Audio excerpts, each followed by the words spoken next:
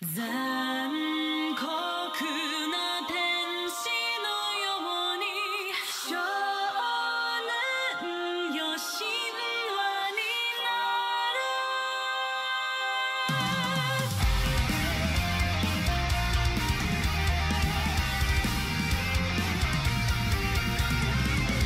青い風が今胸のドアを叩いても私だけをただ見つめて微笑んでるあなた。そっと触れるもの求めることに夢中で運命さえまだ知らないいっぱいけない瞳だけどいつか気づくでしょう。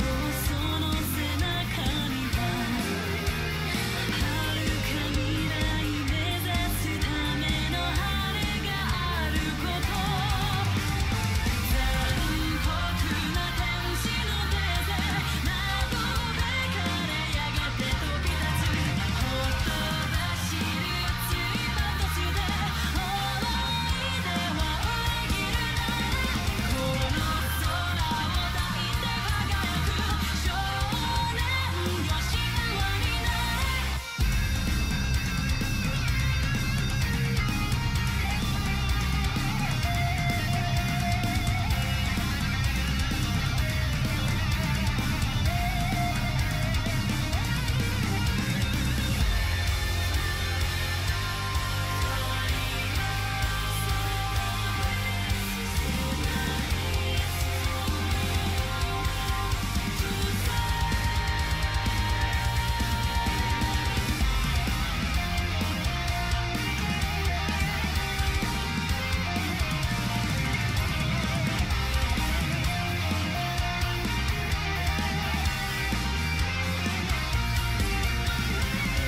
ずっと眠ってる私の愛のゆりかご。あなただけが夢の使者に呼ばれる朝が来る。細い首筋を月明かりが映してる。世界中の時を止めて閉じ込めたいけどもしも二人会えたことに意味があるなら私はそう自由を知るためのバイブル。残酷な天使の手で悲しみがそして始まる。抱きしめた命の形その夢に目覚めた時誰よりも光を放つ少年よ神話になれ。人は愛を紡ぎながら歴史を作る。女神なんてなれないまま私は生きる。残酷な天使の手で窓辺からやがて飛び立つ。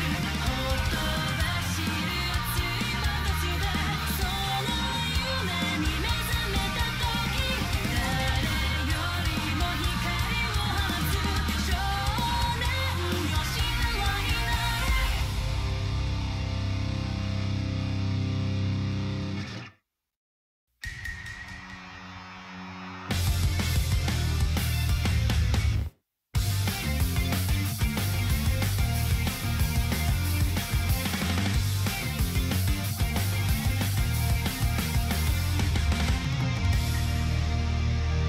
うぞうぞ人のなりくせ心象人海をもののけみたいだ。巨神高い命宿しシャドウはパッパラパマばかりな人間。消せる期待不平等な人生才能もない大上非日常がもちん平等に没個性たどる気を僕に回したどないから夢のハウスまで泣いて泣いてどんな顔すればいいか分かってるだけどまだ答えてくれよ。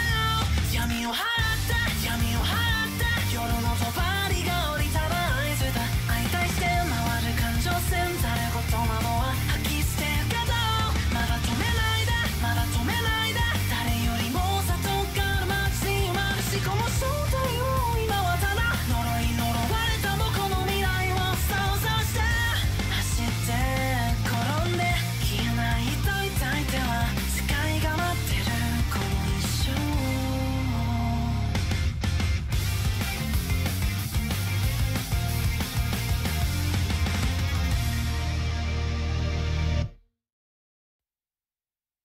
sink or swim 生き残るためにたぎった声だと言い聞かせる What went wrong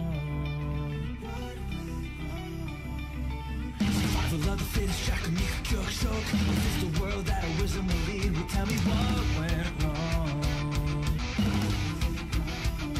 I've paid my dues I've sold my soul So tell me what is left for me When I've given up everything 「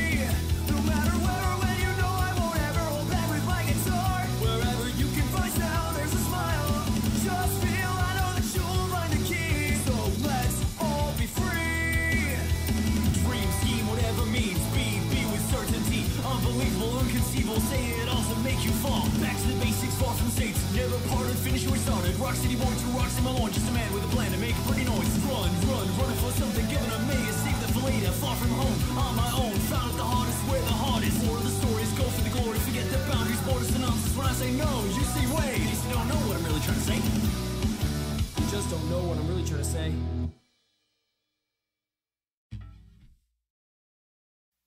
I'm sick and tired of being alone. Wanna be connected, have a bond to hold on to.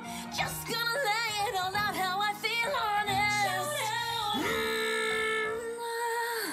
Listen, baby, making you happy whether you like it or not. Gonna be up in your ears and running away. Just wait for the beat to drop. Listen for a surprise. Every word will entice. Reality is overrated. You're not gonna outthink me. I thought of everything. You'll never get it. You can't keep up. So just stay out of my way. Be my good boys and girls. You think you're so tough? Well, I've had enough of it. I got something here to say. Come on up and we can sing together. Get on stage, let's go. I wanna make the stage my thing loud and proud. Hey, no shame in what I create. I got this down. Everything exactly how we want it. This is the utopia. Let alone come and here to stay here tonight. It's a miracle of mercy. You can stop it if you're trying. I know it's possible. I'm not sure that that's too much. I wanna know how to give you what you want. Educate all you got deep inside. Don't need nothing in return. Honey, stay with me or I'll freak out. Wouldn't you rather be flown up out of your care, stand back? Dancers, phones are free, you can die. Just you and I know heading inside. It'll be super fun. Oh, don't you know I'm gonna make you a salad? And you're allergic as that. Please don't go. Nobody here gets to leave. Oh no. I got the mic. I'll never say goodbye. Follow the beat, let the melody inspire. Luring you into enchantment. Come on up and we can sing together. Burn out that get on stage, let's go. I wanna make the stage my thing loud and proud. Hey, no shame in what I create. I got this down. Everything exactly how we want it. This is the utopia. Let alone come and now it's here to stay here tonight. It's a miracle of mercy. You can stop it if you're trying. I know it's possible. I'm not sure that that's too much. Salvation's got to come. This generation's done. It's time to never be listened to. The screams were never heard. The suffering endured, but no more. Watch me rock this. They got nothing to me. You just need to stay out of my way. There's no turning back now. Gonna be singing jointly for all time. Blowing your mind with my praise. Strumming to bust your eardrum. Bringing the bass guitar and keys. Not for me. Got nothing on me. No. Let me hear you shout.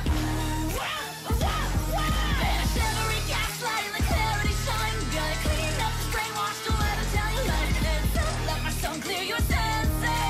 All I really need is my true voice. So I did everything except add the Chrome browser. And the second I started the stream, I went, oh crap, I forgot to add the Chrome browser. The state of you. It'd be like that sometimes. I will make the executive decision. I was also going to make the executive decision. What was your executive decision? Third Hokage second. Third Hokage It's second. a scam. I can't. I've got to keep my energy. So At Sebastian there will be no picking 44123 this month says, or this week. the anime finished Deku versus Shigaraki in today's episode. People are legit crying at the episode and calling it peak. Yeah, of course they are. No, there There'll was no always other- be those people. There was no other possibility for that. Yeah, don't be surprised at all. You knew that was gonna happen. It was just gonna be a mask. Oh no, that was trash. Yeah, no. Oh no, everything we knew was wrong. Everybody, 100%. I did see that. I think it was Rotten Tomatoes said that One Punch Man was the worst rated anime of all time, which I think Exposed is bonkers. Yeah, it's not even bad. It's just animated poorly. But it's so popular that so many numbers of zero is gonna tank it. Absolutely. But the fact that people did that and are celebrating it, it's, again, like I said, it's live by the sword, die by the sword. And Reap that's- what you sow. this is exactly what we've talked about before with Demon Slayer, where if it was animated like blah, blah, blah, blah, blah, would it be a fifth as popular? Because you're seeing One Punch Man, which did a lot on the back of the first season's animation. Then the second season was like, ooh, what's with this animation? Then the third season is poorly animated. And they're like, oh no, this is the stinky butt. But what about the characters and the plot and everything else? I've never seen anything in regards to this. I've only ever seen that. Always dreaming time.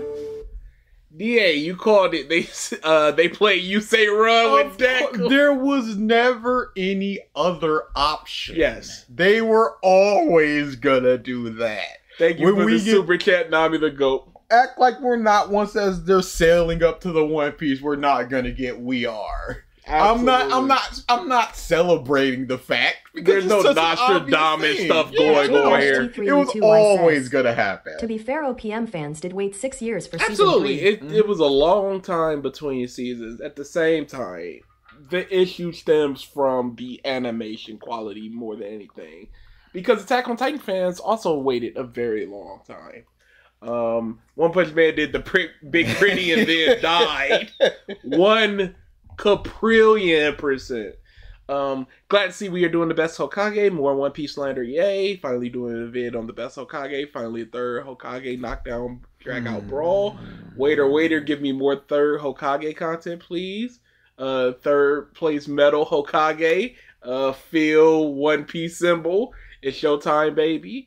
Third Hokage greater sign DA. Oh, I'm DA.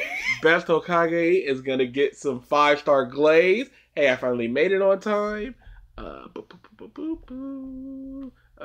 Phil pointing to scam. Mark greater sign third Hokage greater sign DA. DA third Hokage. I can answer the third Hokage question right now. Yes.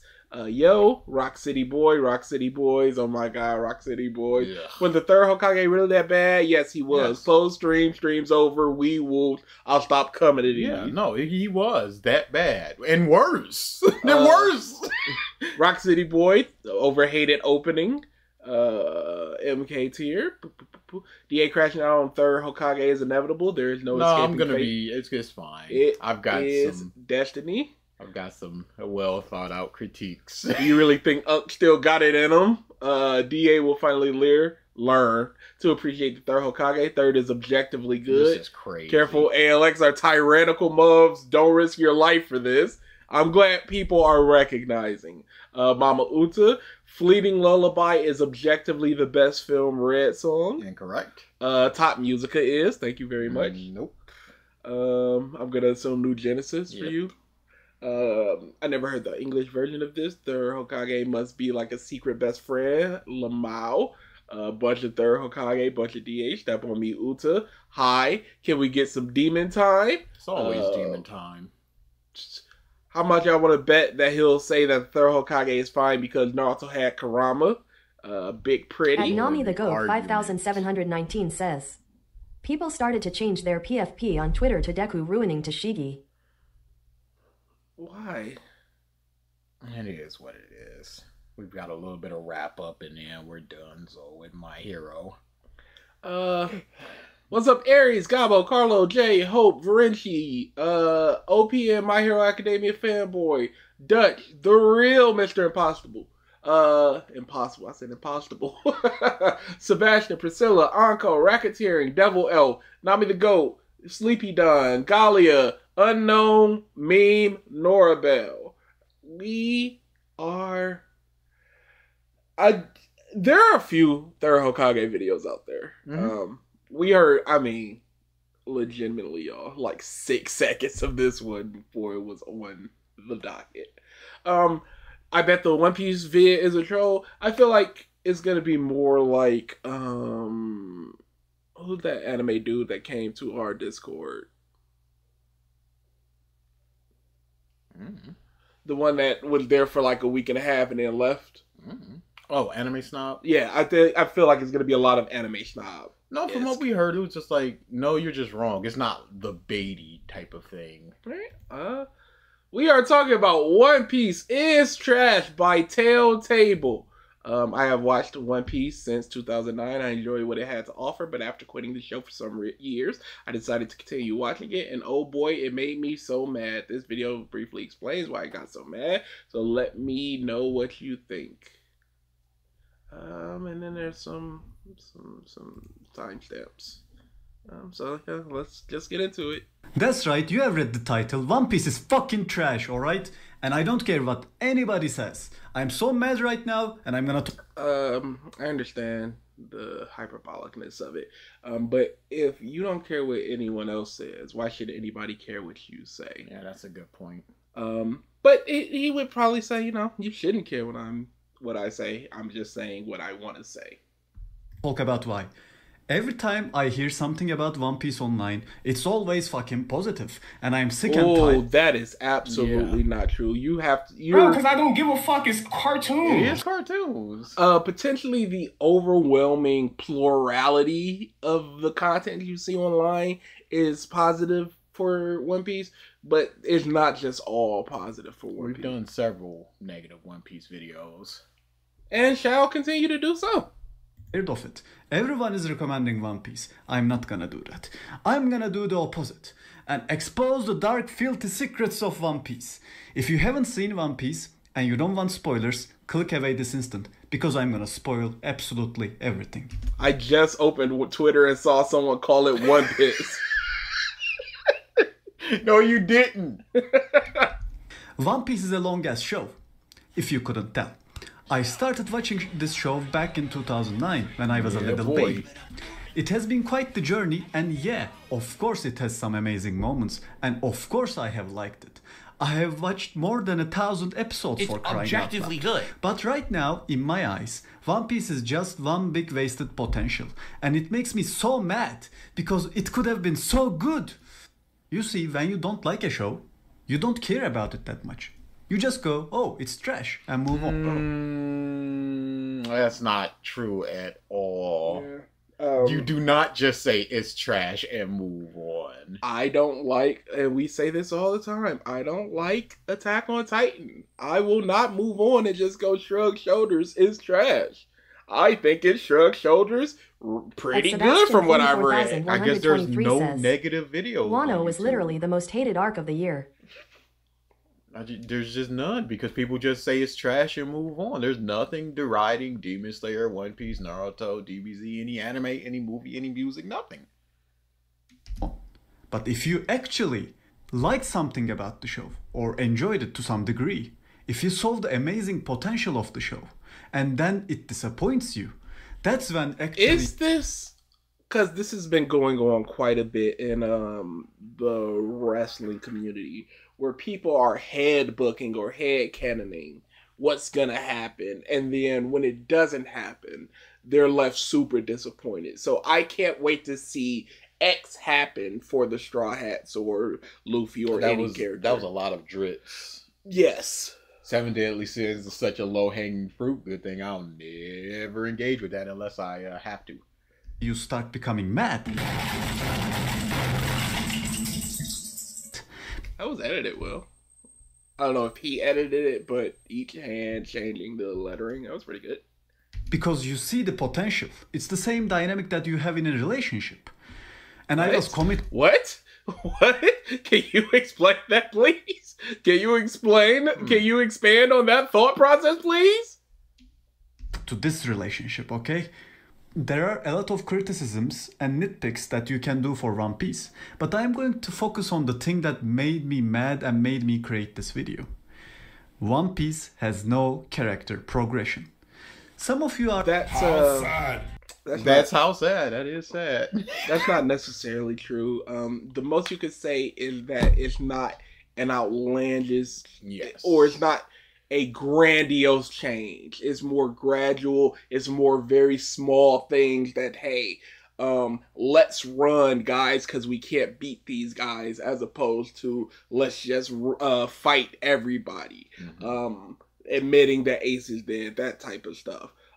Robin changing from navigator and all this stuff to actually saying the Straw Hat's name and opening up more to the crew.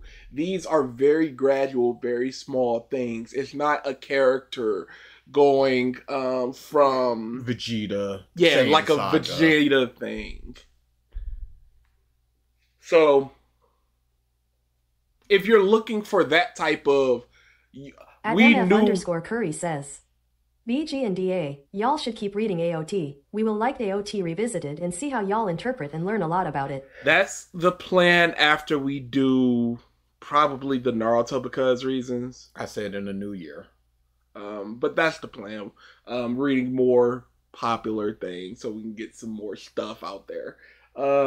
Yeah, so if you're looking for the type of Piccolo changes and that type of stuff, no, it does not have that. But that's fine. But it does small have changes. progression. Saying it doesn't is looking for a very specific type of progression that did not occur. Luffy bowing in Drum Island was progression. Acting more like a captain because he got called out twice for it and said we gotta abandon this ship. Thank you for the super chat, Naki. Sup, DA? Did your brother tell you about the video y'all owe me because a pack of lions got eaten by eagles? I have not told him about it yet.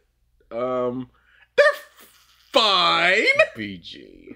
Thank you for the super chat. BG. Hey, you were handing out free revisiteds like candy for a little while. And then what happened? You stopped because No, I meant on your end. Oh. You reprimanded me for Yes. it. You said that was a bad thing to do. Yes. And then what did you do? This was No. Did I ask that? What did you do? I placed a bet with a potential free revisited available. And what was the outcome? I lost the bet. And therefore, We have to do a free revisited. And is that the thing that you got on me for? It is. But can I? I was just trying to Can I get the rebut? timeline right, just trying to get everything on the table. The main issue was the amount. As we had like 8 free revisiteds on the docket. There's no fly eagles fly. It's not my fault the Lions can't kick a field goal. They want to go for it 9 times on 4th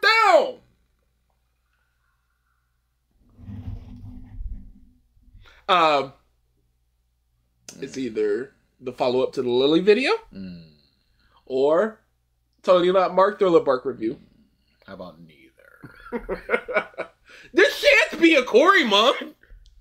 Are probably like, bitch, did you see the episode? Are you actually watching One Piece, my man?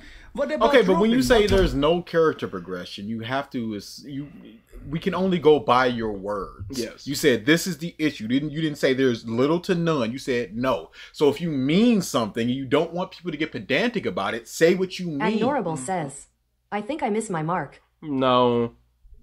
about Usopp, bitch? Yeah, it has no meaningful character progression.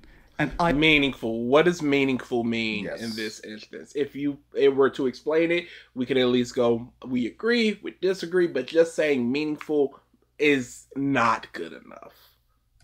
would know because I fucking grew up in real life while watching this show. I have went through many character progression arcs in real life, and these characters are What? I feel like I am mostly the same person I am now that I was at 13. Same values and everything. Obviously more knowledgeable about the world. And Yes. things, But I feel like for the most part, I make the same types of decisions. I think a person needs help, I'm gonna go help them. To this day, if I go shopping and I see a cart in a parking spot, I move the cart over to the rest of the carts. I'm not the same person I was 2 profile pics ago. Go back to the description. He said he watched it a bit and then stopped. Yes, he did. still the same goofballs that they were when I was 13. I'm gonna give 2 examples to make my point. What's the issue of them being the same goofballs? Yes. And are they the exact same characters of being those goofballs. First, let's talk about Luffy, the monkey. Luffy is your typical shonen protagonist. He has a dream, a lot of willpower, and he goes in headfirst to whatever problem he sees. Your typical shonen shit. But the beauty of One Piece, way back in the day, was the fact that it broke the typical shonen cycle of the main character always winning. If I were to make a graph to showcase how good One... Ichigo didn't always win. He got handled by Aizen when he first rocked up. And he got handled by Grimjaw when he first rocked up. Kenpachi. He got handled by Kenpachi when he first rocked up. He got handled by Ukiura when he first rocked up. He got handled by Yuha when he first rocked up. They win in the end, but you know, I'm sorry, but it's not. We don't expect this month to die in 13 episodes. Not subverting expectations. Inuyasha loses fight. The episodes. It would look something like this. Here's where One Piece started to really differentiate itself from your other typical shonens. This was the arc Those monkeys. where Luffy's character progression actually began. Being the monkey that he is, Luffy messed with someone he shouldn't have. No. And to be honest, No. At Hope-Chan says, Goku lost to Tane and Jackie Chun, and Dao and others. Yeah. Oh, yeah. Goku also is a protagonist that lost a bunch. Had to completely change and get the super water to deal with Tao. Back in Water 7, he recognized that Usopp left the crew. At the chance to get him back, he was happy to do so, and then Zoro had to shut him down and teach him something, and he followed through with that. So his mindset in the beginning of the episode was just, yes, let's get Usopp back. Zoro went no, he went no, until he apologizes. So in that episode, there was progression. Just in that episode. And even for the arc itself, there's progression because Luffy's like, you don't know what this ship has done. And they're like, you're the captain. You gotta do some. And he's like, we're gonna kill your crew. And also just like, hey, Usopp, if this is the direction you want to take this, I will take this in this direction. And even then, like, taking pity on your enemy, don't do that. And he's like, okay, I won't. And I'll punch your lights out. And even still, he had a massive loss and just went, I need to get stronger to protect my people. His mindset was punch Aokiji because I can beat him. He recognized that he couldn't and went, what can I do to get stronger? That's progression. That scene was epic. And it was totally what I would expect Luffy to do. So it was consistent and good.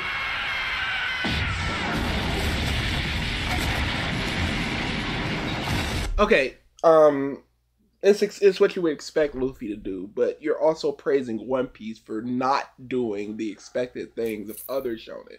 So if Luffy did something you didn't expect him to do, would that also be praiseworthy because it shows that he's not the exact same Luffy that he was that you're used to? Luffy coming into his own as captain in Water 7. Luffy not punching Bellamy in Dressrosa. There's so many things. But because of this, they suffer a major defeat at the hands of the overwhelming force that is Marines. And for the first time, Luffy learns how big the world is. He watches as Aokiji. Yeah. If he was not indebted to Garp, he would have been shattered. Robin would have been taken, crew decimated. He got mad lucky. His comrades are getting picked off one by one in front of him. They end up getting saved by Kuma, but then this trend continues to really nail the point home. He learns that his brother was in prison, so again, being who he is, he goes in head first and sneaks into Impel Down. This arc is still my favorite to this day, by the way. Inside And Leo the prison... Luster 5424 says, you want progression, but you praised something you would expect Luffy would do? I guess he wants him to be more serious about things because he's talking about the goofball aspect of it. He wants it both ways. He gets his I want it to be subverted, but only with the subversion I expect. handed to him. by the warden, and he also sees the fact that he can't beat Blackbeard at the end of the arc. After this, to save his brother from He didn't see that he couldn't beat Blackbeard at the end of the arc. He punched Blackbeard, and Blackbeard punched him, and then they went, we gotta go. Better stuff to do, so we will settle this later. He goes and joins the big Marineford battle. Throughout this whole section, you can actually see how powerless Luffy is against admirals. There's nothing he can do, no matter what he does. At the end of we already saw that with Aokiji. Yeah. But again, his thing wasn't, I'm gonna fight them. It is, I just simply need to get past them. Yes. That's all he needed to do. Of course he was powerless. He recognized that he was powerless. We have, in my opinion, one of the most iconic scenes in anime history. Matter of fact, there are multiple scenes like that. So Luffy gets absolutely destroyed 3 arcs in a row, and he loses his brother right in front of him. Logically, no matter how dumb he is, he should have learned to be careful before picking fights. Because No, see, Marineford wasn't about picking fights. He had to go there to do the thing. Even if it's set in stone, I'll smash that future! Hey, Deku, shut up, you nerd! Thank you for the super chat. Hope. It's just Luffy should evolve into Law again. F this. It wasn't, he didn't go there to pick fights. He went there to save his brother. And to save his brother, he is going to have to fight because the Marines are expecting a resistance from the Whitebeard pirates to begin with. Luffy just happened to be there as well. This isn't like At Sebastian 44,123 says, things are resolved. this guy would like Luffy versus Zoro in Whiskey Peak because it was different. It was different.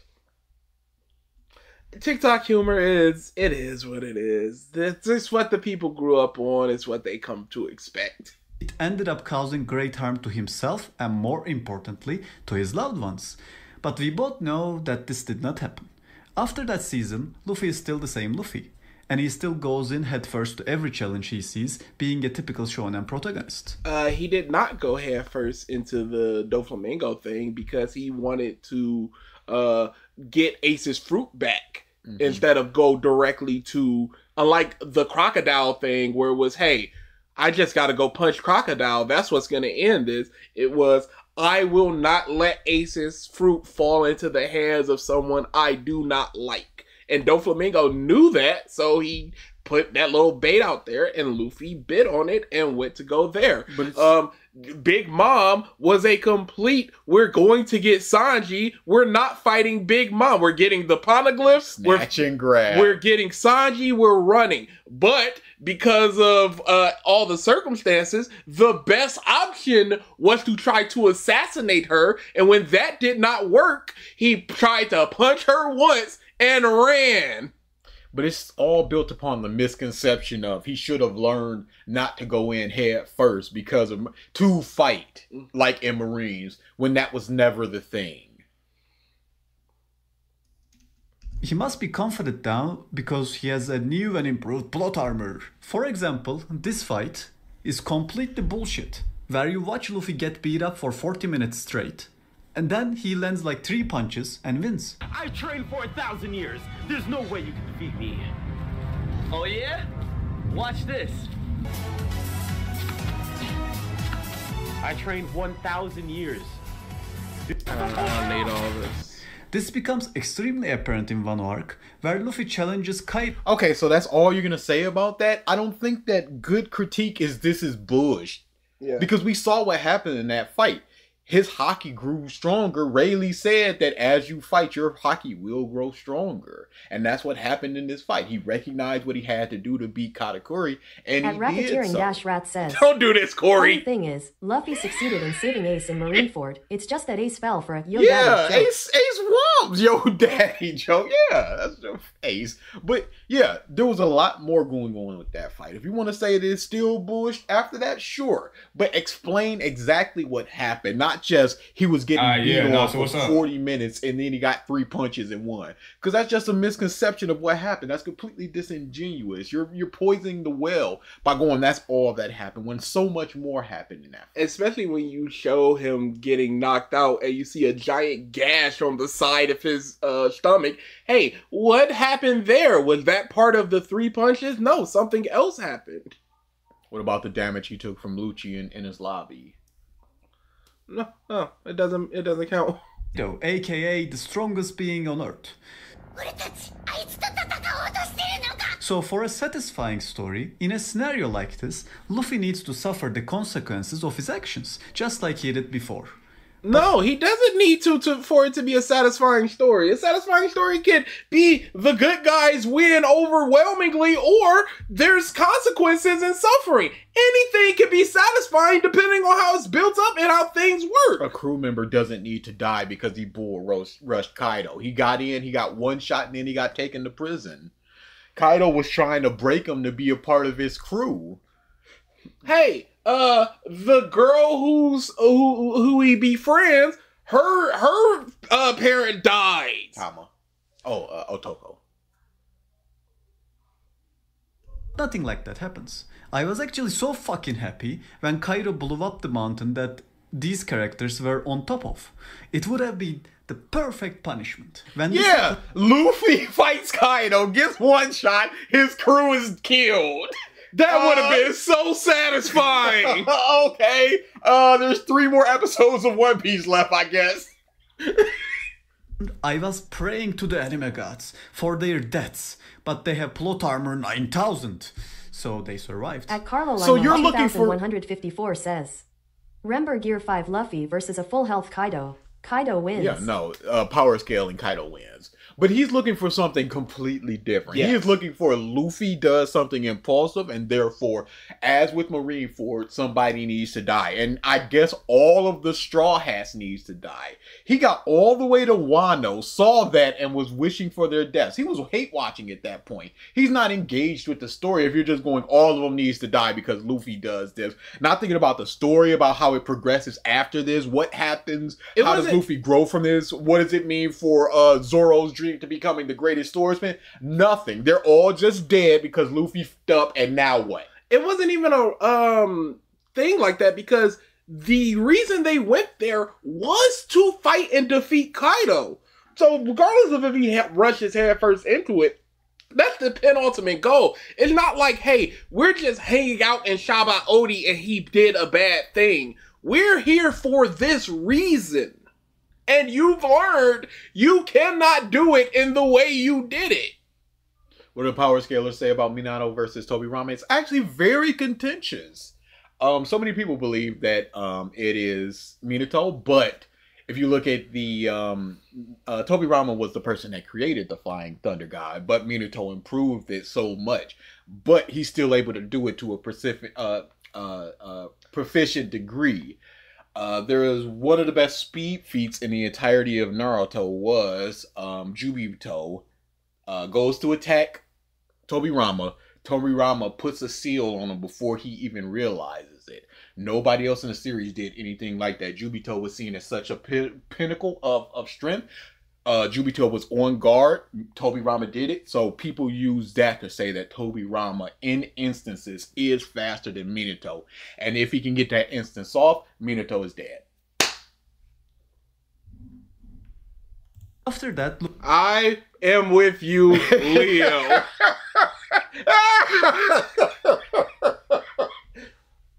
Also, I'm now doing a double because one of the two guys that was supposed to... says, Oh, there you go. Also, I'm now doing a double because one of the two guys who was supposed to relieve me called out 2 hours after he was supposed to get here. That's always the worst. Yeah, I remember I had to go back into work at McDonald's because my girlfriend at the time could not be relieved because the person didn't show up, so I had to relieve her. So I ended up working almost triple. Jubito is Obito with the Jinchuriki, the 10 tails in him. Luffy gets mad and tries fighting Kaido, and even with his best attacks, he only sobers him up and ends up getting one shot. At this point, just fucking leave, bro. Like, gather your crew and fuck off. You lost. How could he leave? He was knocked out and then instantly captured. He doesn't just go, all right, fair play to you, Kaido. Continue to subjugate this place. We came here with the express purpose of defeating you. This is going all the way back to Punk Hazard, and the alliance with Law was to defeat Kaido. I got one shot. I need to defeat, because this is after it was Don Chin Zhao, I believe. He was Don Chin Zhao was just like, you got to defeat the Yonko, the admirals, and everybody to become the Pirate King. And Luffy was just like, yeah, I'm gonna do that. So he's got to be like, all right, I don't care who it is as long as it's not Shanks first. Big Mom, what she did to offend him was take Sanji. There was no subjugation that he saw that would offend him. He's getting what he wants and leaving. Once you go over to Kaido's place, Luffy's like, oh, this place is... I gotta punch this dude. And he's not leaving until he punches that dude. Why are you trying to raid this guy's castle? Especially when... To help the people of there that gave him the last bit of their unpoisoned food. Yes. He cares about people. He's not a hero. He doesn't care about the masses. He cares about people that care about him. He likes Tama, and he went, oh, Tama, you don't like this place? There's a problem, and Kaido's the problem? I'ma go punch him. he also has Big Mama on his side, which you couldn't even scratch in the last arc. Yes, but he also got a lot stronger since then. He's got the future sight. He's got a Haki bloom, is what they call when your Haki improves to such a level. Sure. It's a Haki bloom. Sure. So he's got those things. He's got an improved form in the Gear Fourth. He's got such an improvement in terms of power scaling time. Ichiji has speed of light with his boots. Katakuri At casually. Racketeering Dash Rat says, again, We're gonna get another back to power funny scaling, thing. you guys. Luffy didn't really win the fight against Katakuri. Katakuri just went keep cooking and just fell. Sure, he was at his wit's end, but he got up much earlier than Luffy. It was a respect thing. Katakuri captured a speed of light person. Luffy was not able to match that. Later, he was able to match that in base. Boom. So he's got faster than speed of light in that arc. So he got a lot faster. His Haki improved. He got a new form. His forms improved. All these things improved. But by the power of friendship and justice, they do it anyway. Luffy in 1999, when the show just came out, is still the same Luffy in 2024. It doesn't work like that. Now we... He's not the same person. Yeah. Him saying Ace is dead, that's a completely different thing than what he would have said before. He couldn't even say it when Jinbei told him to recognize it. He cried and screamed, but here he and just then threw hands at him. Stone Face just went, this is the facts of the matter, child. I'm not going to sugarcoat it. I'm not going to say your brother's not coming back. He is dead. Juicy part. You can get This part Chopper is FTO. I was talking to Nana. Actual reason why I am making this video. Because fuck Luffy and fuck power balance, I don't care. You remember my graph? Well, How do after you not Marineford- care? It is the entirety of the One Piece world is about the power balance and why people can't do things And can do things. or dark, everything goes to shit in my opinion. Yeah, it has some good moments here and there, but it becomes more and more bland. That is until the Big Mom arc. Big Mom arc was like a splash of cold, refreshing water. It woke me up and I was hooked once again after years. It was a complete personal arc that explored the background story that we never knew about Sanji. It was the perfect arc to develop Sanji's character further. It was dark in a real emotional sense. Sanji was always a kid-like character. He is a pervert who likes any and all beautiful women.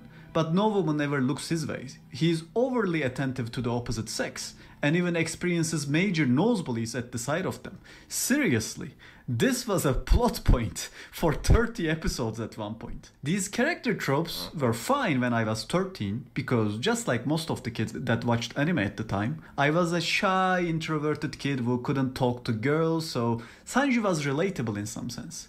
But That's crazy. I don't think... Oh, I said this when we first heard it. The reasons I like or dislike Sanji have nothing to do with who I am as a person, Or relatability. or how much I relate to him or don't relate to him. I just think he's funny and at times cool. Fucker, 15 years have passed. How are you still the same? In the same time frame, I got engaged. How are you still getting nosebleeds? Because this is in this time, it has been maybe 3 years all up. This isn't 15 years of real time. Think of who you were at 16 and who you were at 19. Do you believe you were roughly the same person that you were? even 18 to 21, which is what Sanji went from. I think it was 17. Doesn't matter. But around that age. And this is him having gone 2 years without ever seeing women. So... @Norable says, Secret Sanji copium video. Consider yourself hoodwinked. I bet he hates Zoro. It's so like... You're like, oh, it's been 50 years or whatever. But that in universe, it has been roughly 3 years. And I'm sorry, a 18-year-old going into, or a 17-year-old going to a 20-year-old is not going to be a vastly different person. Many people still look at them as a child at points. Why should he have stopped having those nosebleeds? This is essentially a dude going to prison for 2 years, getting out and just going, ooh. But he did stop having nosebleeds. Yes, he did. He just started doing hard eyes. Yes, he did. Exactly the reason why I loved Big Mom arc. Sanji was finally becoming a man. He finally had something so important that he didn't give a fuck about anything else. This idea of an arranged marriage for this guy... No, he didn't not give a about anything else. He gave quite... He gave about the crew. Yes, he gave most... And he gave about Pudding until she turned on him, and then he still gave about her. You didn't understand the arc. The progression could be said that Sanji thinks that he can handle it by himself, but then he's just like, no, Mike, I do need my crew. I shouldn't be the one to handle all of this, and then he relies on them. That's progression. Was perfect for his development. During the entire sequence of the marriage scene, I was so fucking excited. It is the perfect pure love story. It's not a pure love story!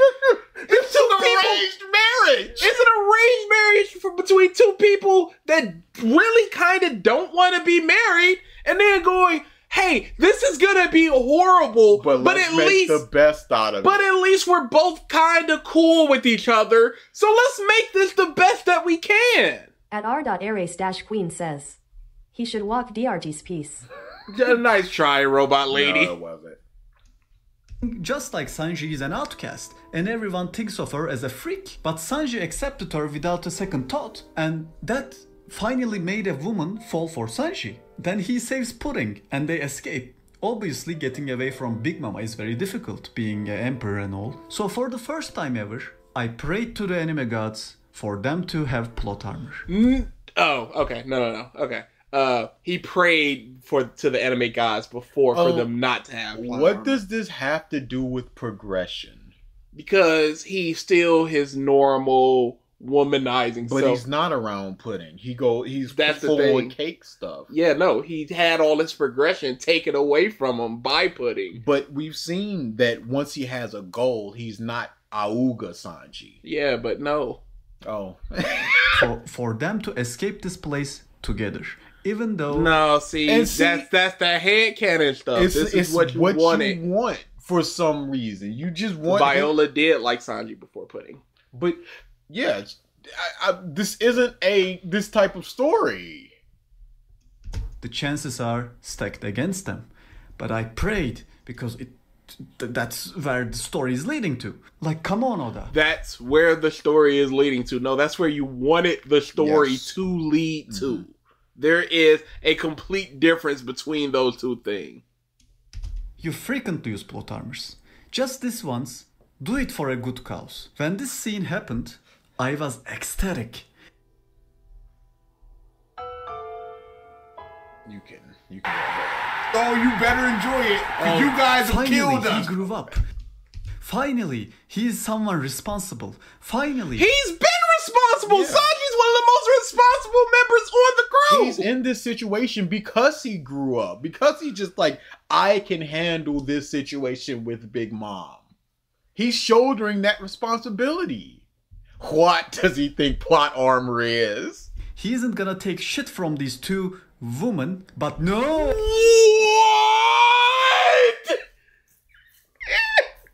What?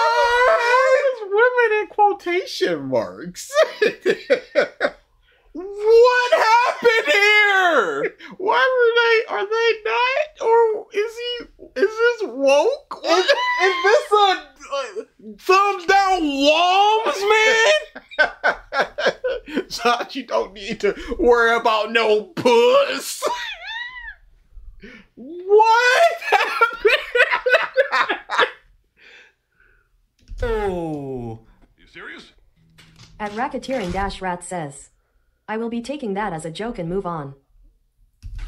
When I saw that Pudding used her powers to erase Sanji's memory, I wanted to punch my monitor. When I saw... See, that's the thing. It was really sad to me.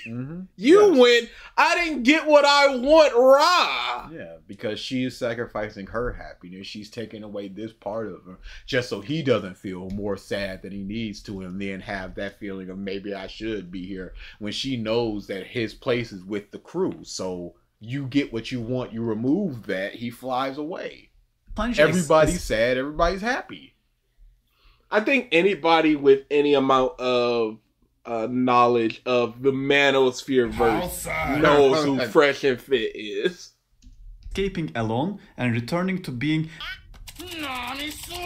I like how you show a scene from before that happened. Now, there are obviously scenes after that happened, but why would you show... to also be the most fair, he said he stopped watching after Wano, so he may not have seen those scenes. No, they happened in Wano. Yeah, no, yeah. It's the biggest piece of dog shit. I wanted to buy a ticket to Japan and kick Oda in the balls. In my opinion, this is the worst... so you had Nami slap the metaphorical Oda as opposed to just having a clip of somebody being kicked in the balls? When Luffy kicked Buggy in the balls. It was in the knee and four kids. Look, I'm not a fan of Simp Sanji myself, but I don't think this is the way.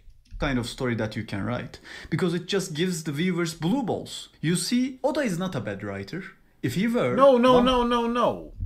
I was under no impressions that Pudding was gonna join the crew. None. Or Sanji was gonna stay behind in Whole Cake Island. None. Or that they were gonna run away together and just never be seen again. None. I was under no impressions for any of that. They were not a couple. This is not a long-term relationship. This is, I like you. I'm an Auga person. You're the first person that has treated me nicely. It's not a love story for the history books. Oh, yeah, okay. Yeah, you should have known what was coming. Peace wouldn't be this big. He created the perfect scenario that would develop and mature Sanji. But No. See, again, you just wanted Sanji to change because he has developed, he has progressed, but you wanted him to not Nami be the Ghost Sanji 5719 says, because of an external now thing. Carrot should have joined, but Oda is a bum. Oh, yeah, for sure. Yes. As much as I hate the simp gag, it's obvious that the reason Pudding erased his memory was so Oda could continue having the simp gag without making him look bad. Absolutely. If you want to talk about a plot device, that was a plot device in order to maintain the person that Sanji was, as opposed to going in the future. Oh no, I have a quote-unquote wife back home, so I cannot be simping. instead, he left him with a suit that allows him to spy on naked women. And this all happened in a singular scene. For context, that entire arc spans over 94 episodes. If you take each episode as 20 minutes, that is 31 hours. Also, read the manga. If you are up to date with... Pudding is also 16, so don't ever make these two I know. Yeah, modern day morality. Shrug shoulders. What are you gonna do? 12-year-old. I can't say anything. But yeah, the age gap is problematic. the show, you would have had to wait 94 fucking weeks to watch this thing unfold. And everything that happened in that time frame became absolutely obsolete in a matter of few minutes. No, because we see that he could be happy with somebody, and you can say that it's tragic that he's not, and it's bad for Pudding. It's not just, oh, this didn't happen, so it is bad storytelling. It could be bad in terms of I don't get what the characters don't get what I want them to do, so I'm sad for them, and they're sad, and everything is sad. That's what this is. It's not as simple as It was leading to this place that I thought for some reason that it was going to go to. It didn't, and therefore it's bad. Especially when Oda has said from the jump that No One Piece romance. is not a romance manga. So don't expect any type of romance between crew members or in an overarching thing, because that's not the type of thing he wants to write. No cuss, it has why Big Mom rocks up to Wano. It is why Big Mom is there. Leading The manga is absolutely Never forget. inaccessible. theory on why this happened. I think Oda is afraid to make changes to the show. This might be because of the fans, since they seem to enjoy What changes are you talking about? Because if Pudding joins the crew, that is a change. But Jinbei joined the crew, and that is a change that has long-term ramifications. Does he mean a change in Sanji's character, which is something that people have complained about for a long time? So if Sanji gets a person that he's no longer doing the Nami Swan heart eyes, some people are going to be like, yeah, this is great. And some people are going to be like, no, I want old Sanji back. But who knows? It's also an avenue for more comedy, because you can have him still doing that and Pudding getting jealous or taking away his memories or hitting him or having a bad aura, and Sanji has a weird look on his face like, no, you're the only We can't escape from this mother. Where does he come from? What mark? What mark? unchanging nature of the characters, and maybe this gives them comfort from their ever-changing lives. Maybe that— What? What? The stagnation of One Piece is what comforts me from my ever-changing life? What? Maybe I am entertained. Yeah. That's why he doesn't like to take a risk to make a fundamental and, in my opinion, much needed change to the characters. Either way, I am very well aware that I am no longer the target audience for this show. Before ending this video, I want to go to the deepest part of this problem and point something out about One Piece. One Piece was never supposed to be this huge serious show that spawned over 1,000 episodes with deep lore and stuff. You can clearly see that if you look at the first arcs. One Piece was just a show for entertainment mostly. What do you mean that you can clearly see it from the first arcs? What's the evidence for that? Because he did have an idea for Skypiea, and it did not happen until like episode 144. Even if you take the Shishibukai, and they were supposed to be the big bads of the series, you have 8 of them, so that's at least 8 arcs that you need to do, unless they double up on them, in which case, whatever. But that's still that. Hope Chan, I very much appreciate that. I miss the old Sanji. You wouldn't get it. You've never listened to Kanye West. I have.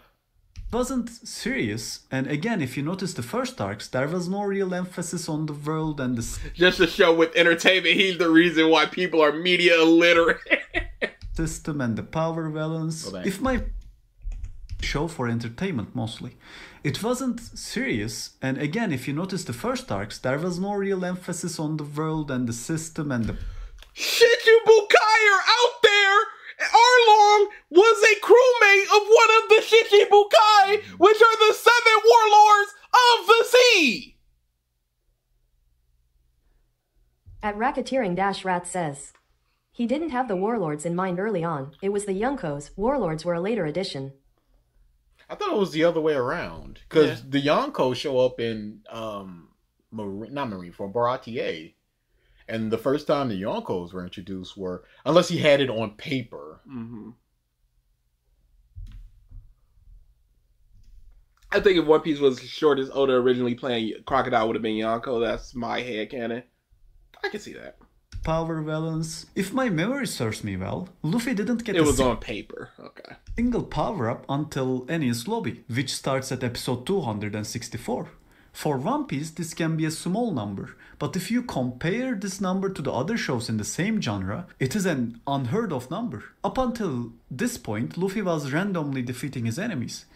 He wasn't randomly defeating his enemies. He was much stronger than most of the people in East Blue, if not all the people in East Blue. And the other ones were strategy.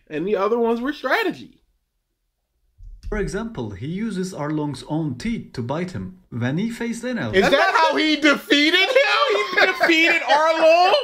He just went this noise, big kick! Who was arguably one of the strongest characters that were ever introduced to the story. He beat him by flailing his arms around randomly. No, he didn't! He got a giant bell! A giant ball on his hand and hit him with it! This isn't what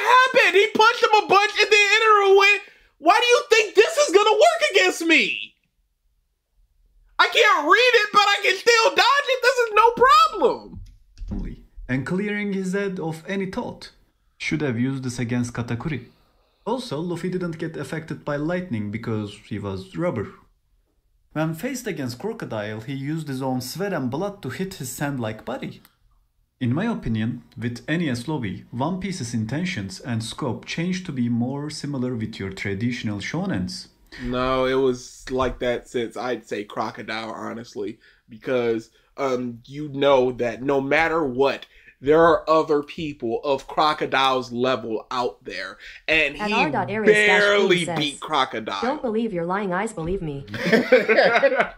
And the overall seriousness of those stories. This seriousness was further amplified with these 3 arcs. People's expectations, Shaba Odi was a super lighthearted arc until it wasn't. including mine, greatly shifted for One Piece. And this is the main reason why I am so mad at One Piece. Because Oh, so you got 3 quote-unquote serious arcs. We're not counting Amazon Lily, where it's super lighthearted. Even Impel Down, which isn't a super dark, oh my god, we got a blah blah blah. It's so much lighthearted in there. That doesn't matter. I mean, that's where the shift should have been happening. So when it goes back to overarching lighthearted, I'm like, no, where's the darkness? Let's skip Dressrosa with all these puppets running around with the forgotten memories of their loved ones as they have to just placate this bullshit system. That doesn't matter. Let's skip Punk Hazard with child experimentation. That doesn't matter. And a girl Minecrafting herself to save her friends. That doesn't matter. Why isn't Luffy different? right now, it is a mix between seriousness... Gone. Forever. Reason why I am so mad at One Piece. Because right now, it is a mix between seriousness and goofiness. Oh, But it's always that. Even Ennis Lobby, which you counted, Shaba Odi, which you counted, Impel Down, which you counted. All these things have always been a mix of serious and goofy, because One Piece is a mix of serious and goofy. In Marineford, you got the Boa Hancock Luffy stuff. You got the goofiness there. Eva was there. Buggy was there. Buggy was there. And this whole thing with Shanks. It was always goofy. and I have one more question. And Leo Luster 5424 says, oh, he's one of those. This is unrealistic or funny, so it's not serious show. This guy is pretty illiterate. Thanks for watching this video. I am sure there will be an all-out war in the comment section. So join in and let me know what you think about One Piece. Do you think what I said makes sense? Or maybe you don't care because you enjoy the show, which is pretty valid. No, it's not Anyways. that you don't care. It's not, hey, do you agree or do you not care? It's just like you didn't explain yourself properly enough. You didn't explain why it's not good to be a static character. Why do characters need to grow and progress? What things should have changed to progress? How would One Piece be improved by Sanji changing in your eyes? O'Hara literally got genocided. If you enjoyed this, please consider subscribing. See you on the next video. Take care. Okay then. The series is so long, you think the crew would have evolved? It's mostly, hey, it ain't changed. Luffy is the same dumb character for 20 years to this day. What does those 16 people have to say about that? Well, the story's only 2.5 years, but he have a lot of fights. So? So? Yeah, okay. Was the third Hokage really that bad by Kato? Yes. Or Kato? There is no description. Of course not. At But least that's not fine. for this particular video. But that's fine. So, yeah, let's just get into it. The Hokage is the man everyone looks up to. He's the man who has to care for every villager, every ninja, as if it were his own family. Pause. Nope. There is a nebulous thing about what the Hokage does. We don't really get to see it until Naruto, but even still, we just see Naruto doing paperwork and sending out people on missions. What do they do about the budget? How do they handle the budget? What does it mean for the village? How do they handle the economy? A ninja goes on an S-class mission and gets 10,000 Rio. Does the village get 10% of that? 4,566 says. Yeah, is it taxed? I'm not saying please who speak bad are stupid, but statistically they commit more 50% of bad video trust. Okay. It's a heavy burden, and yet it's a burden fulfilled only by the greatest of ninjas. In the tumult of the Not really, because they just went, we need somebody to become Hokage. Jiraiya, do it. No, I don't want to. He's not the greatest ninja. He's very immature. We don't really have any intelligence feats for him. They needed a seat to be filled. They were just like, Tsunade's down, Danzo, get in there. Can you say Tsunade is the greatest ninja in the current generation? Of the age. Hokage's death, an aged veteran came out of retirement to shepherd the Leaf back to the path of prosperity. Were they out of prosperity? Were they flailing? Were they? What did he do to improve it? Did he fix the roads? Like, what's going on? My mom got earth jutsu, so what? There's one dude to handle the roads. That's the case of Hiruzen Sarutobi, known by such lofty titles as the Professor and whatever the Professor means. You can't get mad already. What is it? What does the Professor mean? We have one fight for him, a one-on-one fight, and in the war arc, he's just getting handled by people. So we've got almost nothing for this dude other than people going, he's so strong. He knows all the techniques of the village. What did he use? That dumb shuriken multi-form. He used 3 shadow clones, in which case all the Anbu was just like, oh, this gonna kill him. He used the Reaper Death Seal. We don't know how powerful, what it takes to do that. We don't know who else knows it, what it takes to perform that, what proficiency. We don't know nothing about that bush. He did an earth, he did a fire, he did a water, I believe. Just a basic water. Monkey guy. Monkey guy who they just flat out said, oh, this is the strongest summon, by the way. He's the strongest summon of all time. There's no other monkey muff. Where is he? Why did he contract with anybody else? What did he do? He did one thing, and then he pieced out. He couldn't get the sword out the muff. The strongest summon. That's the problem with just going so early. This is the strongest. This is the best. Because when Mondo and the big slug and the big frog come out, you just go, the monkey? And you have to go, yeah, they said he was the strongest, so I guess he's the strongest.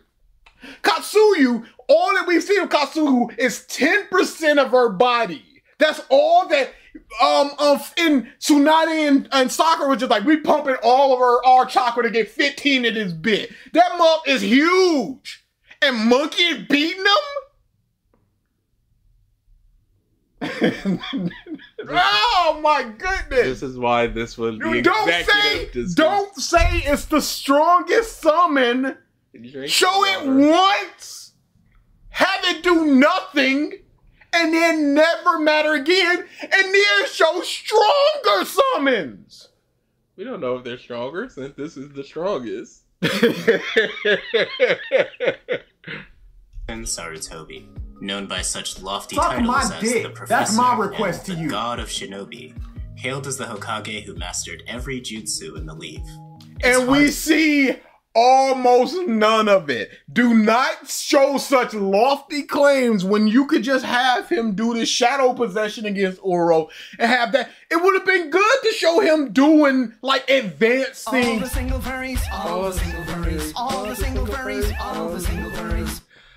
Thank you for the super chat, Naki Hollis. The monkey is based on. Of course it is. What couldn't be? But Dragon Ball the best, whatever. But have him showcase stronger versions of what we've already seen with the expansion, with the shadow stuff, and just go, this is where the characters will be, because we see that he knows this. So he's gonna, Shika's gonna learn the shadow stitching or the shadow strangulation or whatever. Have them be like, oh, we know the basic version of the shadows. He knows the advanced stuff. And then that showcases... I can't wait till Shika gets there. We see the level of level 1, and then we see level 5. Hokage is Ninja Mayor. No, he's president. No, wait, he's a professor. Actually, it might be warlord. Fuck it, he's just Ninja Pope, considering that Naruto is essentially reincarnation of a deity. To deny such a legacy. But for his many accolades, Hiruzen also made many mistakes. Some fans now claim that his titles didn't often live up to his reign as the Hokage. Yet, did he have any other choice?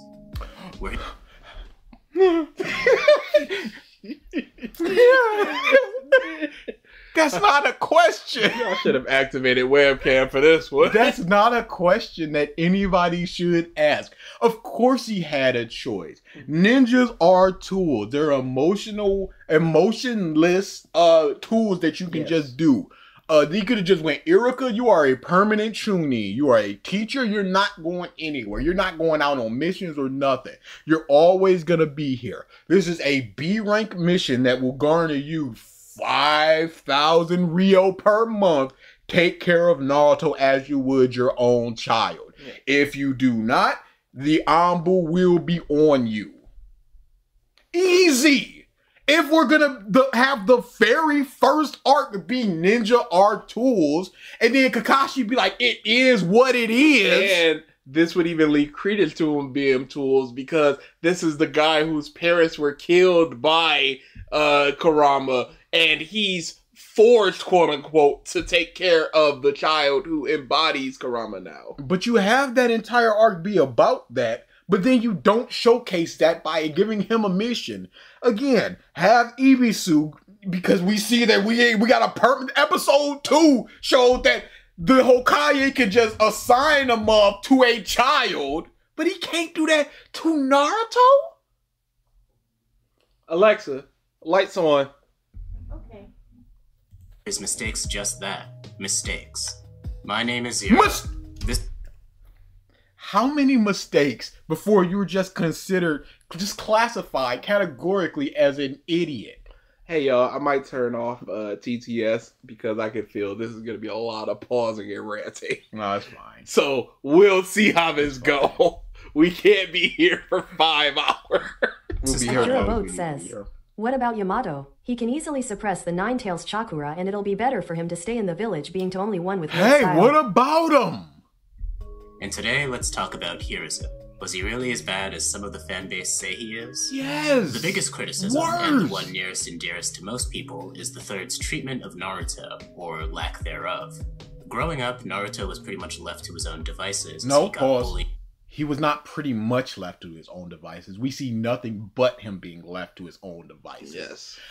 We don't even know his babyhood, him being a baby. We know nothing of infancy. We know nothing about that because Kishimoto is such a hack. He just went, I want him to start off like this, and didn't think about it at all, to the point where Kakashi rocks up. I knew your daddy. I knew you had a kid. Jiraiya, yeah, I'm your godfather. Yeah, I knew your daddy.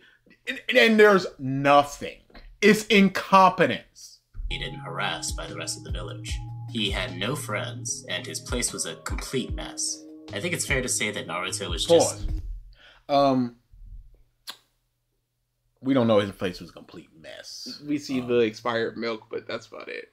I think one time he was doing push-ups, and there were a lot of scrolls around the ground, but I wouldn't say that he is a slob or slovenry. Abused growing up, and the village didn't do much of anything.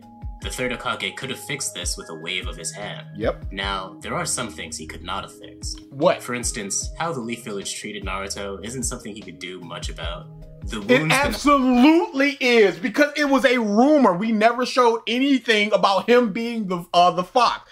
Donzo let it leak. This kid's the fox. He showcased 0% of this. He's got whiskers, but that's it. You could just be like, well, that's just scars, marks, whatever. Especially once his kids are born and they have it. A failed transformation, and now he's stuck partly as a fox. Whatever. He could have just been like, does anybody have proof that he is of the fox? Nobody would be able to say anything. So it's just like, so why are you hating on this kid? Maybe he just wanted you to think that what he did was mistakes. Ever think about that, DA Deep? Nobody has any answers for any of this. So he could just show up, get up on the podium and just go, you guys are hating on an orphan child for something that nobody can prove.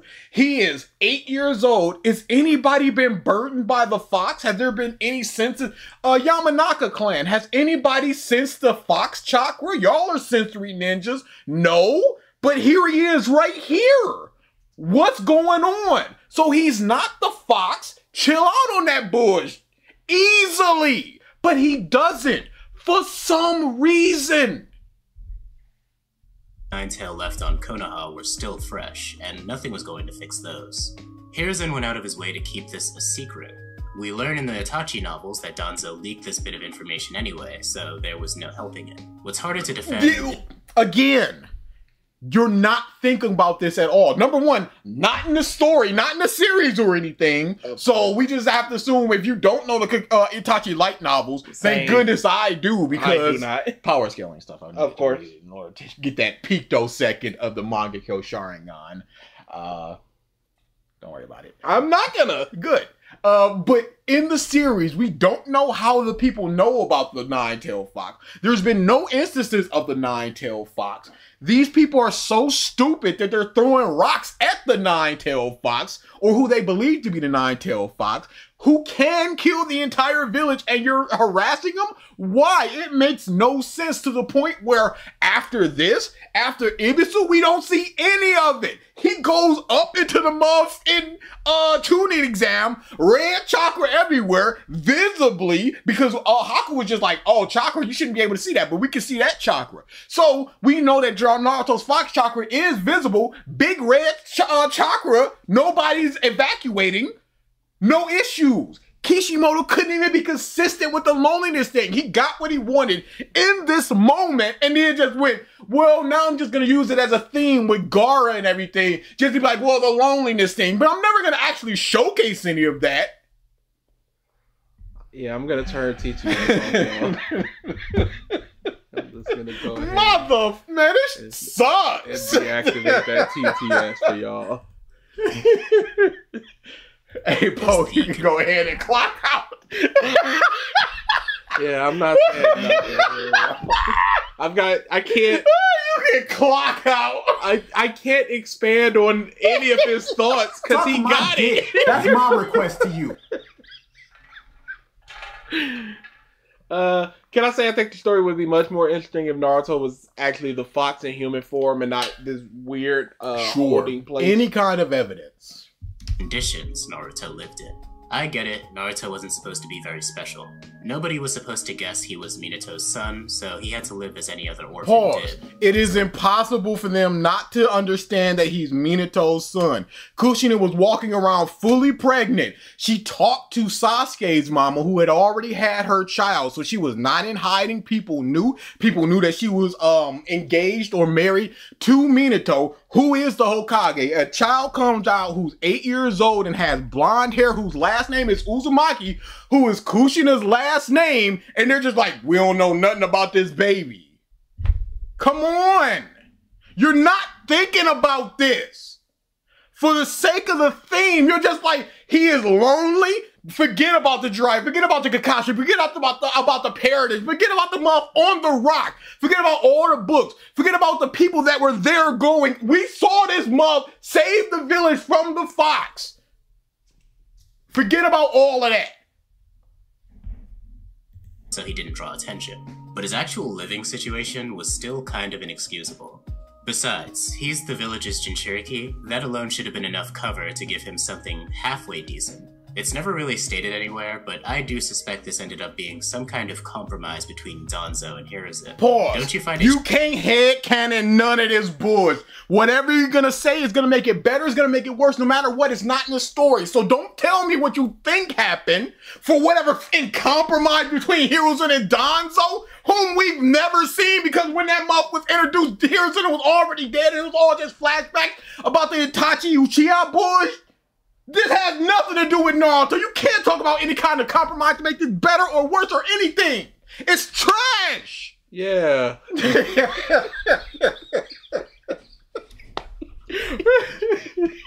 Back me up. I did. Yeah. I'm in the crowd going, whoa. strange that the guy turning ninjas into weapons in the Leaf never thought to use Naruto as the ultimate weapon? It doesn't really make Pause, it doesn't have to be the ultimate weapon. You could just go, if a month and one tail comes up, we need to have a counterbalance because we couldn't handle the fox. We're not going to be able to handle any other Jinchuriki, so we need to have our own Jinchuriki. What do? We do nothing. We don't foster them, we don't train them, we let them fail 3 separate times. It's in the books that he failed because Hiruzen was right there when he got his picture taken, so he knows when people fast or fail, and he's looking at the crystal ball going, Naruto is 12 years old. He's in line to take the muff in exam. Who's training him? Nobody. Oh, word. How is he doing? Terrible. Oh, word. Ah, well. It's not about being in tool. It's about being a competent ninja, which he has the full capability of doing. The next time DA goes to a con, I will probably do a solo revisit to make up for my lack of. It's like clocking in for work and it's so slow that you're doing nothing. Like, oh, I shouldn't be here. I shouldn't be earning this money. There should be 3 people in the kitchen and only 1 is needed. And I'm like, well, I gotta spend 40 minutes in the bathroom acting like I'm taking a long. He's the only blonde-haired, blue-eyed person in the entire world. How could they not think he's real? Last name Uchiha. Let's hide him from the prosecution from Minato's enemies, but not the people that literally wiped out the entirety of the Uzumakis.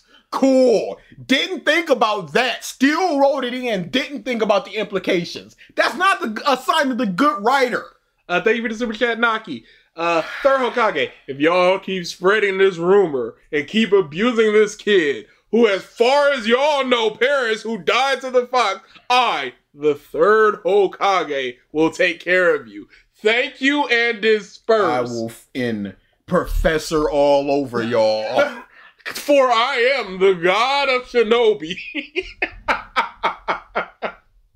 Sense. Yeah, why didn't they look at it that way? Yeah, it's almost like he didn't think about these things, and when he did think about it, he didn't think about the ramifications of what he wrote. Plus, the third went out of his way to make sure that doesn't happen. Hiruzen broke his promise to Kushina. He didn't give Naruto the happy life he deserved. This was filler, doesn't matter. He as the Hokage should know that this child is an orphan. He is the best chance for the village to have the most prosper, and therefore I should take care of him. This is the child of a Hokage. This is the child of the second bearer of this village's fox. So this is a prestigious line. The Uzumaki were the one, as a matter of fact, that helped found the village. So he has such a prestigious name and a lineage, and you do nothing? You don't feel nothing? You ain't feel nothing? However, he still kept Naruto from being kidnapped, killed, or turned into a weapon. It's not Pause. He couldn't keep a Hyuga from being kidnapped. Yeah, and then turning over another Hyuga when that happened. Wait, you know what? We stopped by not letting y'all just take the Hyuga. Here's a Hyuga. What did he do to keep him from being kidnapped?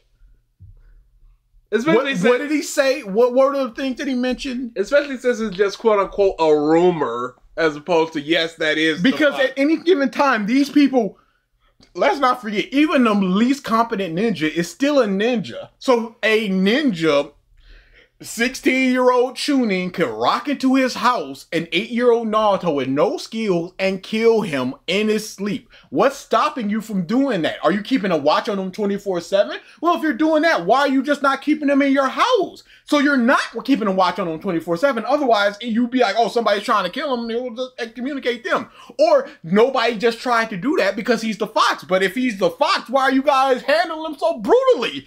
These things, there's nothing that makes sense about this. Right, BG? Yeah. Yeah. We're destroying this video. Yeah. He's got nothing against us. Congrats us. Big ups us. This is the best points that we've made. The back and forth is immaculate. I'm feeling real thorough Hokage-ish right now. Useless. But it at least means Hiruzen We'll go back. wasn't I wanted to hear what he did. happy life he deserved. However, he still kept Naruto from being kidnapped, killed, or turned into a weapon. Pause. It's not much. This was the same thing. DA, I went back. I understand. Kidnapped, whatever. Killed, we have no evidence of him trying to stop that. Turned into a weapon, he should be turned into a weapon. Not like a hard and fast, armed weapon point. It should be. You are trained enough to be at least a basic standard ninja, but he wasn't even afforded that. Naruto from being kidnapped, killed, or turned into a weapon. It's not much, but it at least means Hiruzen wasn't doing all this deliberately or neglecting his role. He absolutely was neglecting his role. He's doing the basic. He has a child. He locked him in a basement. And he gives him a pack of noodles a month. He's keeping the kid alive. That's basic things that you can do. And then what happened here? They formed a mob. It was just like, we're killing Naruto right here and now. Evil dies tonight. And he just stood there just like, dang, them mobs Choji daddy about to get him. And he just sat there in his crystal ball. He know if he found Naruto, there'd be 18 mobs around him. He did nothing when it was go time. And he screamed. So what did he do? Why was the mob allowed to mobilize if he kept Naruto from being killed? Yeah. Oh my goodness. Don't hand me this bush. The fact that Hiruzen never told Naruto about his parents, about the sacrifice they made for him. Naruto was pretty much forced to grow up believing his parents were either dead or had abandoned him. Pause. Yeah. I think that speaks more to his illiteracy and the failure of the Konoha school system. Because again, Uzumaki. This person wasn't Uzumaki. This person was married to the 4th Hokage. I guess it's all just stricken from the record books. For some reason, even though there are people alive that can at least speak those things because they saw them with their eyes. If it's not written down, it's just like the Uchiha stuff. It's just like, oh, those are stricken from the record books. It's like, okay, old granny over there knew about an Uchiha. So are they mind wiping her? No, they're not. So there are people in here are just going, the 4th Hokage, the most famous, the most powerful person in the village, publicly married Kushina Uchiha Uzumaki. Your last name is Uzumaki. The only Uzumaki in this village was her. What do y'all think happened? I guess Naruto is too stupid to realize that, or Kishimoto is a bad writer and didn't think about the things as he's writing, before he's writing, yeah, your mom or your daddy, yeah, they're this, and she's walking around pregnant. He didn't think about the fact that, wait a second, the people would know. Huh. Never for a second that crossed his mind. Universal Instinct Goku, Angel Seed Goku, Autonomous Dragon. Thank you for the super chat. Revisited is 50-50. DA, hold my pink lemonade. It just unravels in every single aspect. I am willing to believe that Naruto would need to believe his parents were heroes. Imagine if the third Hokage... I appreciate you giving me some time in my throat.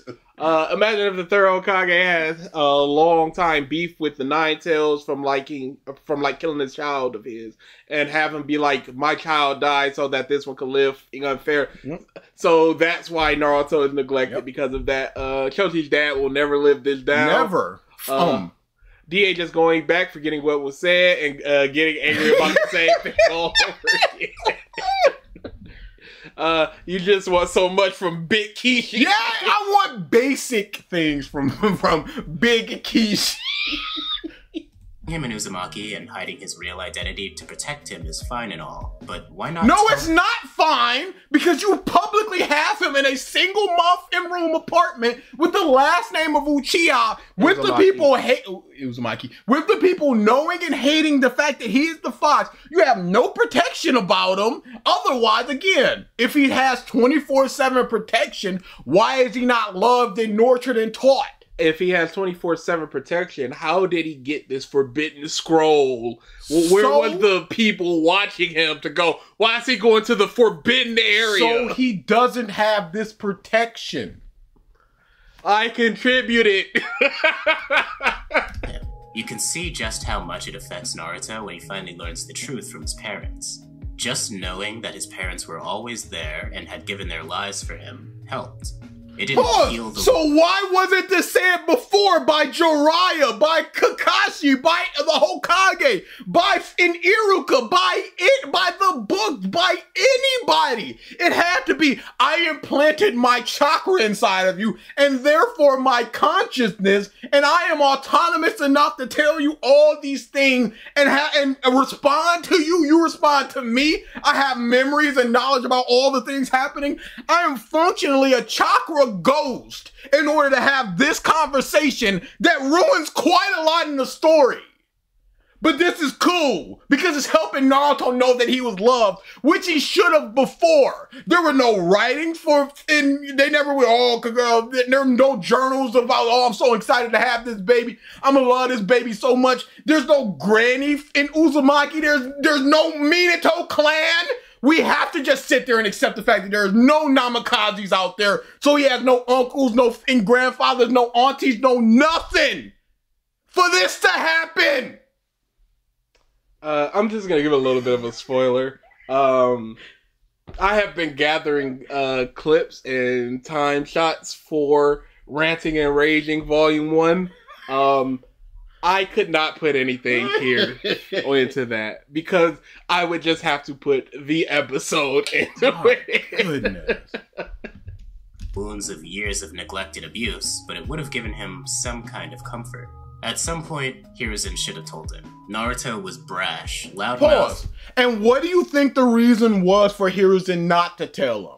You say that he should, but we need to think about the fact of why didn't he? We need to think about the fact that Kishimoto didn't write anybody to tell him and what the reason about that was. We can't just be like, yeah, that should have happened and then move it on because these are fully functional characters. This is an old man, this is a professor, this is a god of shinobi. This is a dude that is out there making mischief because he is so unloved and so to have no attention. You should sit him down and be like, look here, you got the blood of the month and Hokage in your blood. The founders of the village, you need to straighten up. But he doesn't. And a complete menace. But he was never an idiot. Hiruzen should have trusted Naruto enough to tell him the truth. Hiruzen didn't trust him, but he was more than happy enough to send Naruto to dangerous missions to God knows where. Pause.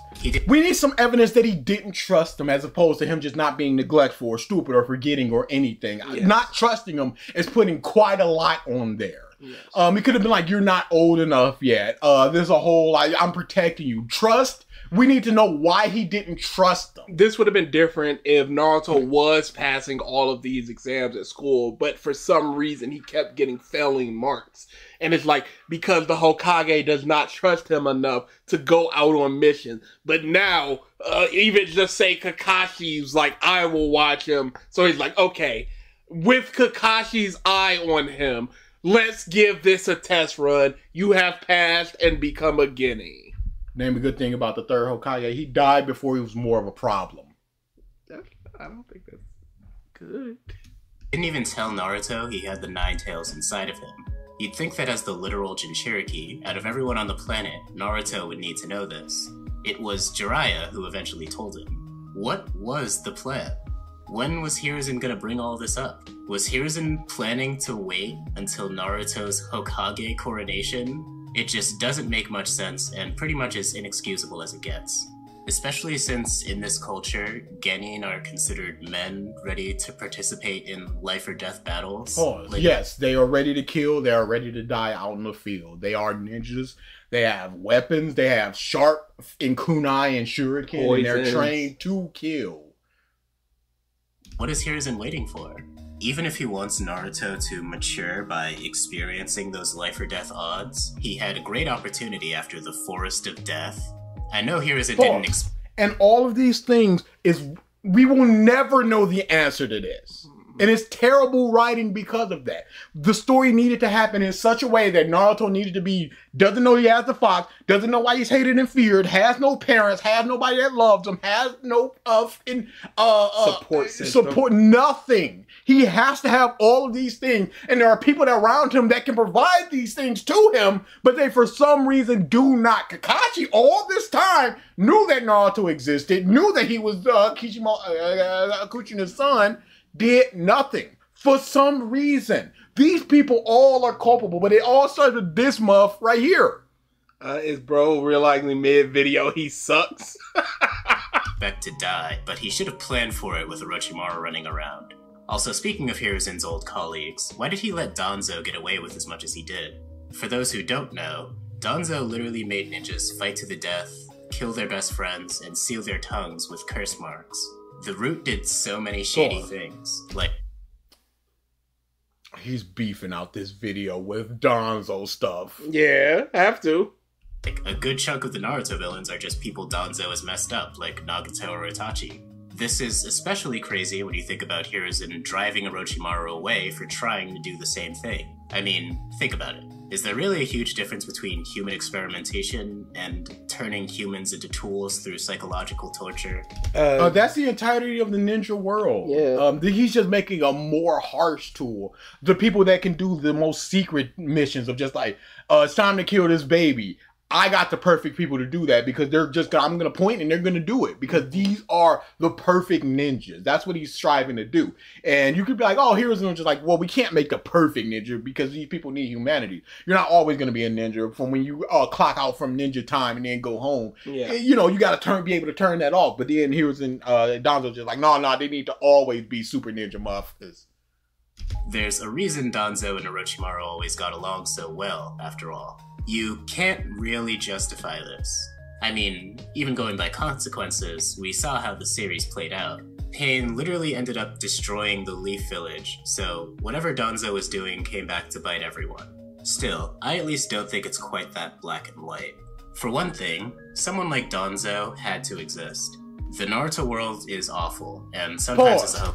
The Naruto world is awful by design, so that people like him can exist, so that we can have, oh, there are light and there's dark. We don't need mobs to just be like, you got a super seal on your tongue, and if you say anything, you will explode. We don't need people like that. This ain't no in black and white.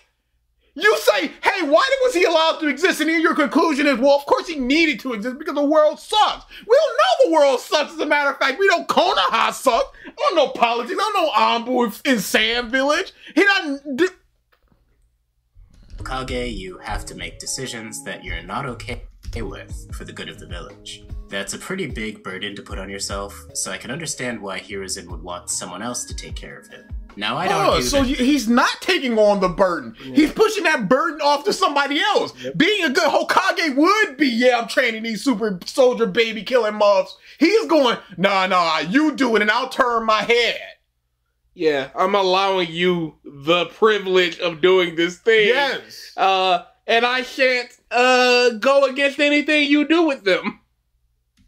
Danzo obviously went too far with it, but I don't think it's crazy that Hiruzen would trust Danzo initially with the one he had. I don't think that it's crazy that Hiruzen would trust Danzo initially. I don't think it is crazy. That means that it wasn't explained properly in the series that he would trust him initially. Well, initially, yes, you can trust him and be like, okay, you handle the super baby killing mobs, but then as you see they got the tongue crap, you just go, okay, shut it down. We done with this. But again, he didn't. They've been rivals pretty much all their lives. To Hiruzen, Danzo was the person he knew best in the entire world. Then, when Hiruzen did learn of what his friend was doing, why didn't he kick him out? I think there's kind of a fundamental difference between Danzo and Orochimaru here. Orochimaru got passed over as the 4th Hokage because, even then, Hiruzen knew that Orochimaru only really cared about power. So when he caught Orochimaru red-handed with his experiments, he obviously assumed that Orochimaru was just doing it to get more powerful. The one thing we can all agree on with Danzo is that whatever he did was for the safety of the Leaf Village. Even when he was in his last fight to the death, all Danzo was thinking about was how to take both Sasuke and Madara with him to the grave. No matter how stupid his actions. So, this is a do the means justify the ends. This is, you can do all the bad stuff in the world, but so as long as you have a pure heart, it doesn't matter. You're doing bad things for good reasons, anti-villain, or anti-hero, whichever direction that goes in. Hitler thought that Jewish people had dirty blood, so he wanted to exterminate them. He was doing the right thing by his mindset. Is that a good thing or a bad thing? It doesn't matter that he thinks that in the end of the day, his village is the most important thing, because there's 15 other villages. So you're going to do whatever you can. You're going to kill whoever you need to kill in order to keep your village safe. But you're not doing a good thing by doing that. And Hiruzen is not doing a good thing by allowing these things to continue. Yes, sometimes you do need to point to them up and be like, kill that baby. But you need to be, as the Hokage, willing to point that finger at that baby. Did was for the good of the village. Hiruzen probably saw Danzo as more of a necessary evil than anything else. Hiruzen probably saw him. You're making up the story instead of the story telling you this. Because again, Danzo was introduced as this month was in the ground. Maybe we should have seen what their relationship was. Maybe we should have known why he was allowed to do these things. Maybe we should see how Hiruzen feels about the super secret deep Anbu people. But we don't. So you saying, I think, it all comes down to, it was not properly explained, and the fact that we have zero evidence means that it is bad. Much more than Orochimaru, for instance. Danzo made the hard decisions that Hiruzen himself couldn't make. You need balancing factors like this. This ties into another complaint a lot of people bring up, which is how Hiruzen more or less let the other council members bully him. And yet, more often than not, we see him defer to his fellow counselors. I'm not really sure if people understand what the alternative is. The alternative is to just be a dictator doing whatever you want. Even Naruto, the strongest ninja on Earth, has people. But if you don't agree with what people are voting for, then you take over. You are the supreme power. You can kill these muffs, make shadow clones, transform into them, and just like, these people are still here in power. And they just happen to agree with everything I say now. So, what's the problem with being a dictator if you believe that you're doing the right thing? If you're just like, we should kill all the Uchiha, like, no, we shouldn't kill all the Uchiha. What the well, they're gonna coup against us. It's like, okay, we can talk to them. Nope, kill them. The council says so. All right, my hands are tied. So it's like, all right, no, fight me. But he doesn't do that. And we see that he's not willing to do the things that need to be done because he's delegating that over to Danzo. Listens to and trusts. The difference with Hiruzen is just that his counselors are a bit less trustworthy. Unfortunately, so why is he going, oh, we need muff that we can trust, and we got muff that are untrustworthy, who are making bad decisions that are killing an entire task force. The police force are getting wiped out because it's just like, well, the council says so. Well, Danzo says so. Oh, muff and ew. But you have some people. Again, the story is written to have these incompetent muffs on the council. Not good people. They go, we need somebody. Jiraiya.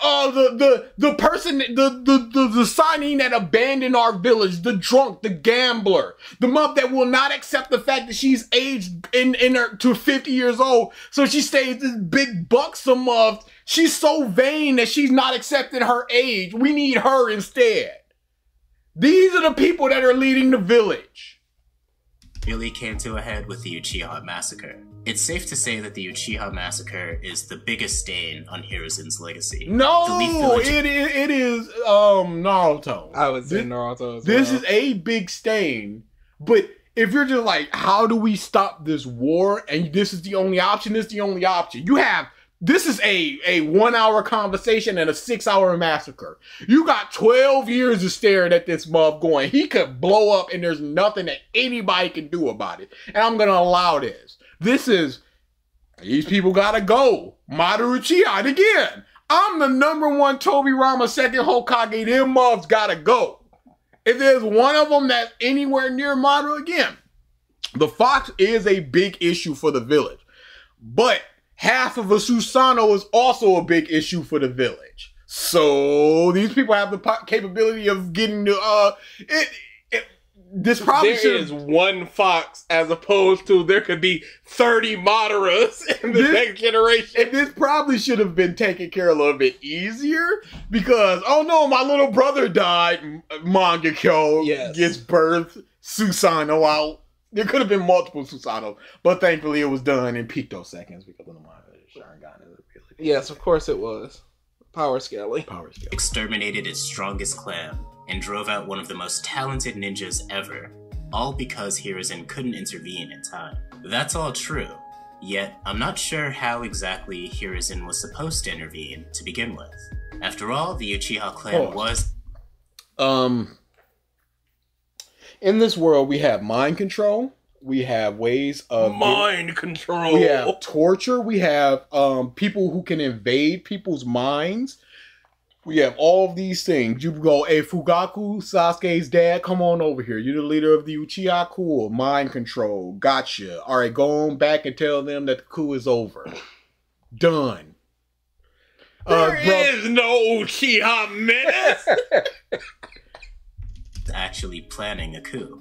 That wasn't just propaganda. When the Uchiha are willing to go to war, what was Hiruzen supposed to say to them? At this point, things were genuinely too... Why did they want to go to war? Yeah, maybe because they weren't being treated well under the tutelage of the Hokage. Maybe that's a problem. Body possession, transformation, really anything. Far gone for anyone to have likely stopped things. Hiruzen's biggest mistake was using a bunch of kids to talk to and spy on their clan, when he should have gone to the Uchiha compound himself. I don't think this would have fixed things, but it's the bare minimum he should have done as the Hokage. Besides, if he had a better grasp on things, he probably would have gone with Shisui's clan before Danzo killed him. That's not exactly ethical, but it would have saved a lot of lives. That was probably the best outcome Hiruzen could have gotten, given the circumstances.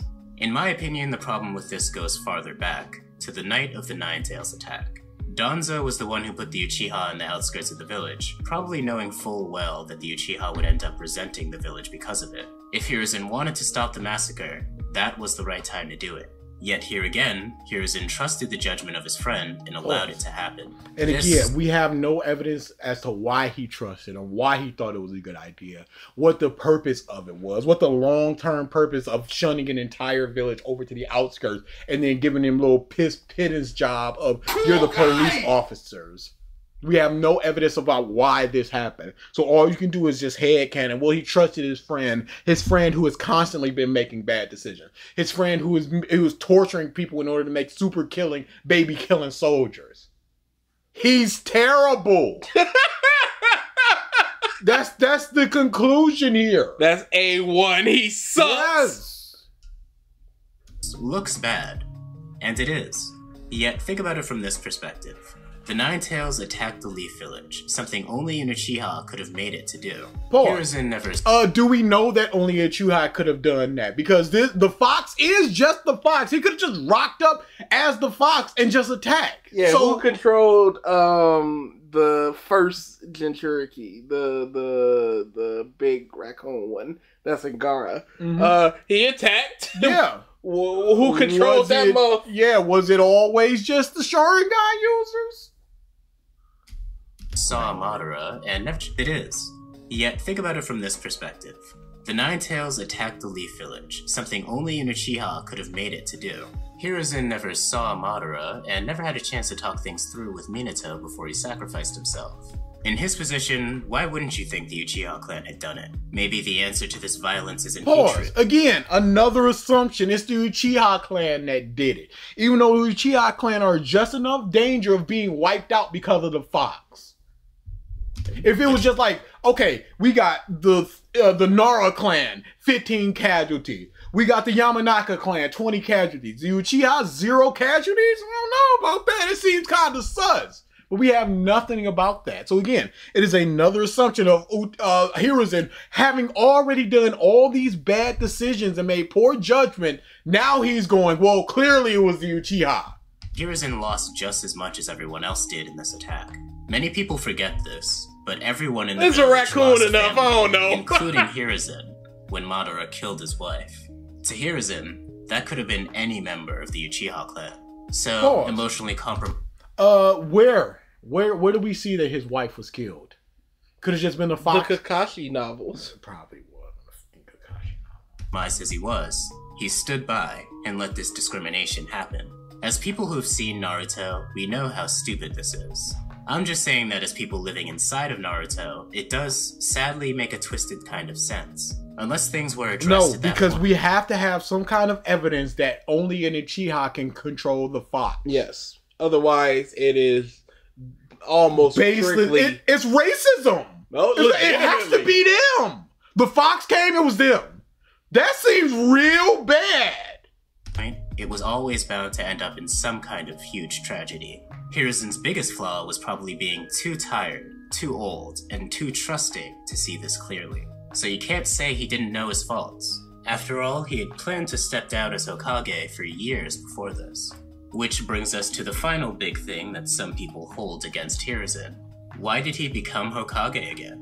It's something we all take for granted, but after Minato's death, there's no reason it has to be Hiruzen. Sure, Jiraiya would have declined, and Tsunade had her own issues at this point, but there are other options.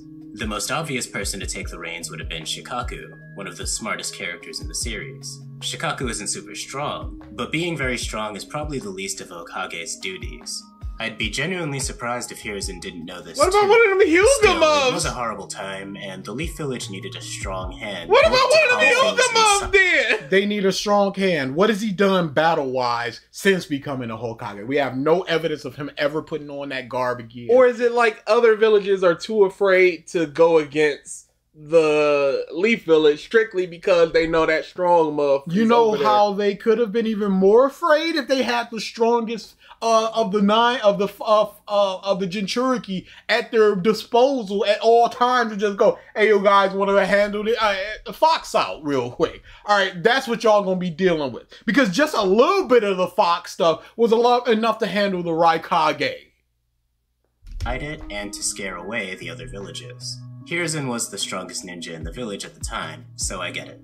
It was still probably a mistake. But it could have been the fourth strongest. It doesn't necessarily need to be the strongest, because even then he could rest and go into battle as needed, as opposed to doing all this, hey, behind the scene, I don't know nothing about this cool Or you also had years and years and years in order to foster another Kage, but you didn't.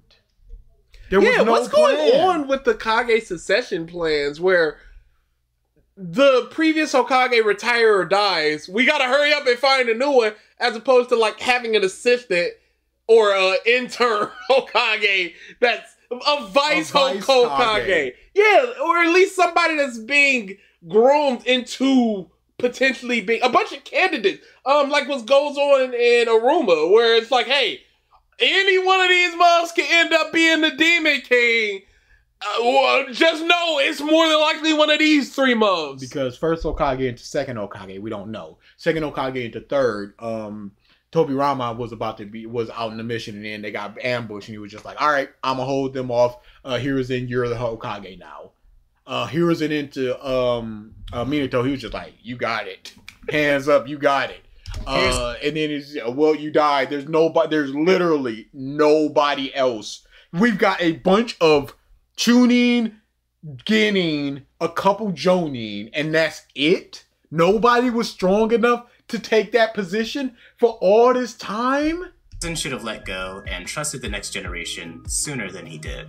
That's pretty much my opinion. There's no reason to trust the next generation, because who do we have for the next generation in terms of the Jonin? We have Kakashi, we have Guy, we have Kurenai, we have Asuma. We got the Inoshika Cho daddies. Yep. We got the 2 or 3 that got done up in the forest by the Sound 4. We got if they were even Jonin. Proctor Man, special Jonin. Anko is also a special Jonin. So we've got less than 15 Jonin. Why are you not making more strong people? He has every nature transformation. He knows all of the jutsu in the village. Why is he not teaching people those jutsu? How can he learn it and other people can't? How did he learn them? If the shadow possession is safely guarded through the Nara clan, such that even a Yamanaka clan doesn't know how to do it, even though they go back generations and generations. What ninjutsu did he learn from the Hyuga clan? Can he do the palms? Because I'm sure he can. Let me do the spin. I can see the No, spin. he could have done that against Chad. Oh my goodness. At no point did Hiruzen do something wrong for the sake of it being wrong. Just like most Of characters. course not. He's not an evil person. He is incompetent, and that's a form of being evil because you're allowing all these bad things to happen, and you're just, I don't know nothing about this literal darkness troop over here killing babies. It's incompetence and it's neglect. Yes. And you're doing nothing about it for years and years. You're keeping an eye on Naruto, and that's all that you're doing, and you're thinking that that's enough. In Naruto, he was just a very flawed man who ended up trusting the people he shouldn't have. Pause. We see none of these flaws. You can't conclude that he's flawed when so many of your things just went, I think he trusted this buff for this reason. These people in the, whatever. All of these things come down to, I think headcanon not proven. He's a flawed muff. No, he's flawed because he's incompetent because he didn't do these things. No headcanon about why he didn't do it. The fact that he didn't do it. No flaws. He just sucks and he's stupid and he's bad for the story to happen. Didn't trust the people he should have. Then the question of Hiruzen being a bad Hokage is a bit of a personal one. Do you think all the context around everything that happened absolves him? Do you think it at least adds more nuance to the discussion? There's always nuance. There's always context. No, he's terrible. The Naruto thing by itself. Him just going, I've got no resolution for this Uchiha thing, so we're gonna kill. Let's be safe and let's just be conservative and say 100 men, capable men, women, and children, and old people. We're going to wipe out an entire clan because I don't know what to do. Everyone will have a different answer to this. And we're going to allow one of the strongest people, a prodigy like Minato, to just go out in the world. And hey, we're getting information from somebody that he's in the Akatsuki.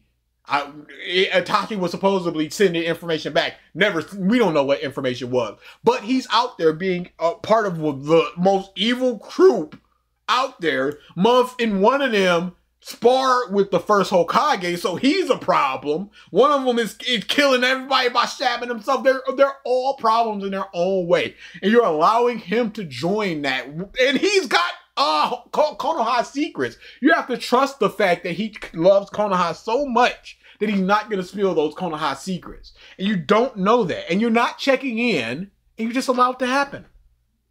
But now you'll at least know all the facts before you come to your own conclusion. conclusion. The facts were always the facts. They were always laid out there. And what's the conclusion? I think maybe this is why this happened. He's flawed, so hands up, don't shoot. If you like this content, make sure to subscribe. There's no conclusion.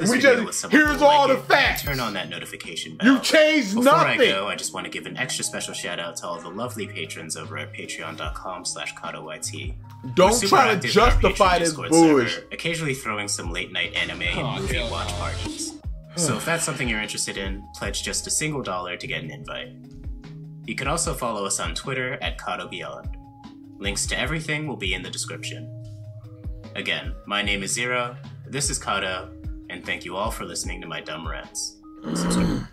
Bye for Oh, man. First video was like a -9. I was thinking like 7. No, 8. I have no ranking for this one. I did nothing. I was not here. You did plenty. Much speculation, not enough accounting for the third's actions in full detail. Yep. Akatsuki has 6 or 7 of them bad as fuck. You'll never see. Detroit! Thank you for the super chat, Overlord. So DA, was the crash out for? There was no crash out. Oh, I think I laid out my points in a calm, rational manner. Did you get it all out of your system? No, I will never get it all out of my system. This is that like cathartic? Pigman. It will always be on my back until it's not. Was that cathartic? No. Hall of Fame rep for DA though. Nah. We getting any 2023? No, unfortunately, I thought a place closed at 7 today, but it closed at 6, so I gotta go. Though I could just go tomorrow morning. Who knows? What's the option? What are we doing? Make your decision now. Quick.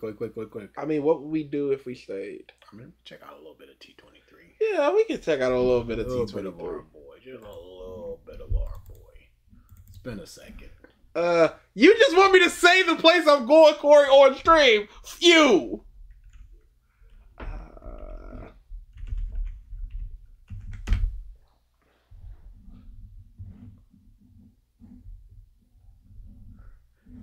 He's never been born a Super Saiyan 2? This was Welcome. never an option?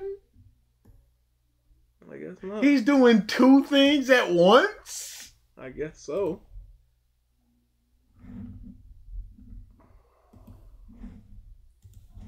Ever wondered how would things be if Goku was betrayed, and not just him but also Frieza, and that both of them were trapped? Not We have once, seen sir. A lot of betrayed videos out there in the YouTube channel. Goku being betrayed, Goku and Gohan being betrayed, Goku and Vegeta being betrayed. I made all those, but this one seems to be particularly really interesting. What if Goku and Frieza were trapped inside the hyperbolic time chamber? One thing we know is hyperbolic time chamber time flows completely differently. And I being trapped have to there, go to 1 day equals 1 Meatland, year. Corey. Just think about the amount of stuff Goku and Frieza can achieve if they're trapped there for a very long time. When it comes to teamwork, we saw that both Goku and Frieza, after putting their differences aside, made actually a pretty good teammate. If anything, they actually made just as good teammate as Goku and Vegeta. What? Both Goku and Frieza were focused, and they were able to knock out Jiren from the tournament power.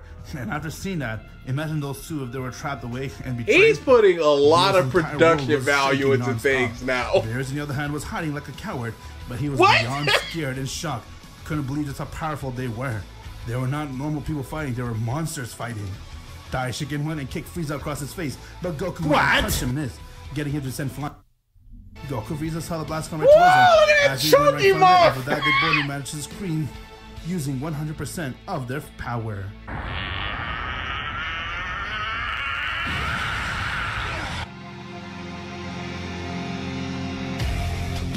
At Racketeering Rat says, what if Luffy found a rock ass premise? Frieza is now using 100% of his black form power. Oh, that's it. Not really a transformation, it's just kind of a power up.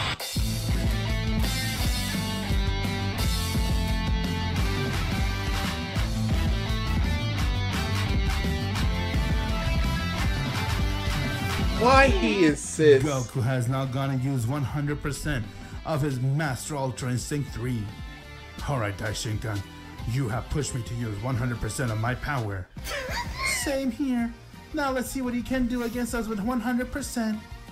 Oh, I'm looking forward to it. I want to see just how powerful you guys are. Oh, that's the As Daishinkan. next round begun.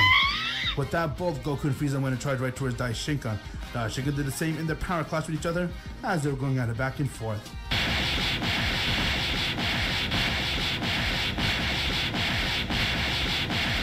Oh no! Why are Begging you to see. red? Goku Frieza followed the key as they charged right towards Zellers.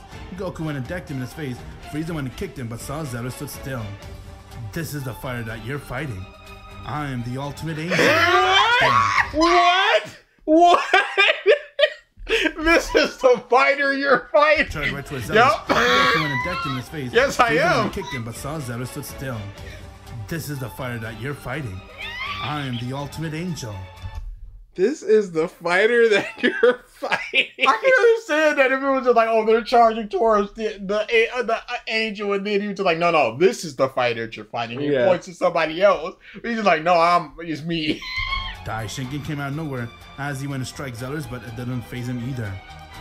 None of us stood a chance against him. You guys Omega are the Red only key. Freezer, Come I on. see. Use your Ruby full power. Freezer. Stop toying around. Right. I guess we've been also toying with you too, Zellers. What the hell are you saying? What do you say, Goku? Should we do it? Yeah, go for it, Frieza. Let me show you my true form. Look at his lips and teeth. It's not... Why you looking at his lips like that? This ain't that kind of stream. Disagree. Not even the same color. Cold red Frieza. I don't like the cutoff. Yes, it's not. It doesn't look right. Getting his potential unleashed and doing a lot of training. Frieza was able to get God Key and everything, and with that, he was also able to tap into his ultimate form, surpassing his Black form Frieza. This is Ruby Frieza. Yeah, Ruby from the jump. Who said it? Let's see what he's standing against me in this form. Hey, don't take all the Jay credit. from It's the time for jump. me to show him my shine. What? It's time for me to show him my shine. It's time for me to show him my shine.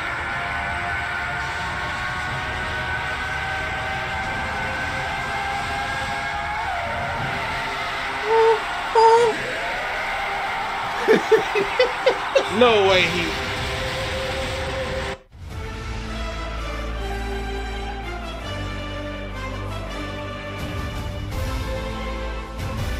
It's really bad that we're gonna get this when Goku and After training with all the Vegeta angels for and getting use his again. potential unleashed, Goku was able to take his Beyond Ultra Instinct to the next level, as he managed to mix a lot of his ki with it, and now he has come with Ego Instinct Goku. This is Ego Instinct Goku. Not a good name. You were so close, Instinct. But again, because a lot of people are just like, this is gonna be what happens when they fuse and stuff like that. But it Yes. doesn't make sense for it to be like Ultra Instinct dodging, Ultra Ego. I need to get hit to get stronger. So you're canceling them out. Yeah, it's counterintuitive. Yes. While Ruby Frieza is standing right next to him. I see. So this is my true power. Alright. You never ready to knew? die here, Celeris. What the hell? How did you two manage to get such ki? It makes no... Before Zell could say another word, Goku went and kicked him in his stomach, breaking his ribcage, while Frieza went and kicked him in his spine, breaking it. And with that, Zell I mean, they're just gonna win. That's always I just don't. T23 can't write nothing but stomped. It's just like, oh, he began to beat the shit out of him. That's all they can do. They do the big Admirable says, transformation. Duh, they will combine powers. The more they dodge, the more powerful they become. Oh, that's even worse. Or if they get hit, it's like a 10 times boost. right towards the ground. Zeros then Why is his ribs in his stomach? Because they are. He managed to 100% heal himself. And with that, he was breathing heavily and said, I underestimated these guys. Another move like that and I'm dead. What? Let's You do it instantly again, healed Frieza. yourself? Did that? Wait, yeah, but that's all the healing that I could do. I can't do no I'm a one and done healer. I can instantly heal myself once. I burned that a little too quick, I admit. So if I was paying attention, I wouldn't have burnt it already, but it's over. I just gotta be a little more careful. All right, y'all, for realsies now. Hey, don't do that again. I'll die. That was my mulligan. That was my one time. If I go over there again, I'm finished. Goku lifts his fit up. As that Fit? fist was just a decoy, and from there he instantly came from Zellers, and he gave him 100 punches, getting Zellers to be sent flying. Frieza went and lifted his leg up, as it looked like he kicked him, but that kick was over 100 kicks, getting Zellers to fall instantly towards the ground, as he began to bleed. What was the point of healing? Just heal him the first time. He ain't do shit. He healed to get stomped out. Wait, if one punch and kick almost killed him, 200, and he's still alive, and he's talking. This is impossible. How? How are you guys able to do such damage? You're facing me, my true power, Ego Instinct Goku. And you're facing me in my true power, Ruby Frieza. You're gonna know what it means to fight us. With that, Goku and Frieza powered the key as they charged right towards Zellers, and they began to attack him non-stop. Why even heal? Honestly, Why is he not dead? Zellers tried to do everything he can to outrun them and do everything to make sure he comes on top, but he wasn't strong enough. Ego Instinct Goku and Ruby Frieza were too strong. As Goku went and kicked him, Frieza went and punched him, and with that they decided to go power up a deadly blast and aimed it right towards Zellris. Zellris went and tried to hold it up, but the blast was too strong as they began to erase him, and with that they managed to erase him from existence, killing him right there and then. Why heal? Why did he get healed? How could he heal? Why was it if it happens again, I'm done? Rocketeering says, Goku T23 is the type of MFER to call Vegeta's hypothetical, perfected Ultra Ego transformation, Egomaniac Vegeta. Oh, for sure. Ego Instinct Goku. He did the big heal and died. And Ruby Frieza was the key to stopping this war once and for all. The war which Android 17 without knowing started, they managed to put an end towards this. After being betrayed by their friends and everything, led them to have despair and know what it means to achieve true power. What the fuck that sentence? They managed to put an end towards this. After being betrayed by their friends and everything, led them to have despair and know what it means to achieve true power. It was all worth it, as they're now able to achieve a power which no one can ever comprehend. Daishigen was beyond relieved, as he decided to go and use those Super Dragon Balls, and the first thing was to go and restore and wish for all the universe that has been lost and to be restored again. The Zenos has been released from their prison as they came to thank Goku and Frieza, and now Goku and Frieza are going to be the hero for the entire multiverse. But Frieza see, that's had the nowhere else to thing. go as You Goku know, told him to come stay with see, him like on I Earth. said, They would also continue keep in training mind, since they did also spend together almost over, you could say, 30 years together. That's a lot of years for someone to have any hatred for each other to go away. Frieza agreed to be one of the Z-Fighters from planet Earth. Years? What happened to their family? Where Goku is. He's here, but he's not at the same time. I have a feeling this is something that has to do with the gods. Okay. The Tournament of Power. Goku and What? Frieza. What about? You guys can always unsubscribe. No, this is a tournament of power, not Goku. Yeah, worthless. You were a tournament and then you got happy. To knock Jiren out, and with teamwork, they were able to do so at a cost of both of them also being eliminated from the tournament. Seeing that those two work really well as a teammate, and that both of them have really high potential, we've seen Goku, he just masters Ultra Instinct from the entire universe, while Frieza, he could just easily get stronger if he trains for less than a few months. He'll become like on par with anyone that he fights with. And see just how dangerous these two are. Over there, Daishigen continues to stare at them as he started to make some plans on something might not be right with these two. While that was happening, Goku and Frieza are now eliminated from the tournament as they said their farewell to Jiren, and with that, Android 17 went and he made a wish for all the universe that has been erased to be restored again. Okay. Without knowing, every universe that Zeno has erased has come right back to life thanks to Android 17. Right then and there, they all begun to try to celebrate their victory. At J-T3U2I says, Free Alpha Tournament of Goku. Later, they realized we need it. Goku was nowhere to be found. Vegeta then began to trip out and say, "What the hell do you mean nowhere to be found? Where's Kakarot? Yeah, where did my father go? He was just here not too long ago. This isn't good. Why is it I cannot sense him anywhere? Whis, do you know anything was going on?" "Don't ask me, my lord. I have no idea." Well, guys, congratulations. Universe 7 won the tournament, and you guys also managed to go and wish for all the universe to be restored again. But now, we must say farewell. Daishinkan? Yes, my lord. Where is Goku? Yeah, I want to see Goku. Yeah, speaking of my father, where is he? Have you seen him? Where's real South Park Michael Jackson? What do you mean? He's nowhere to be found? found? What is T23's best and worst voices? Frieza is amongst his worst. Yeah. I unironically love his Beerus. Unironically love his Beerus. I think he went full slur with Raccoon.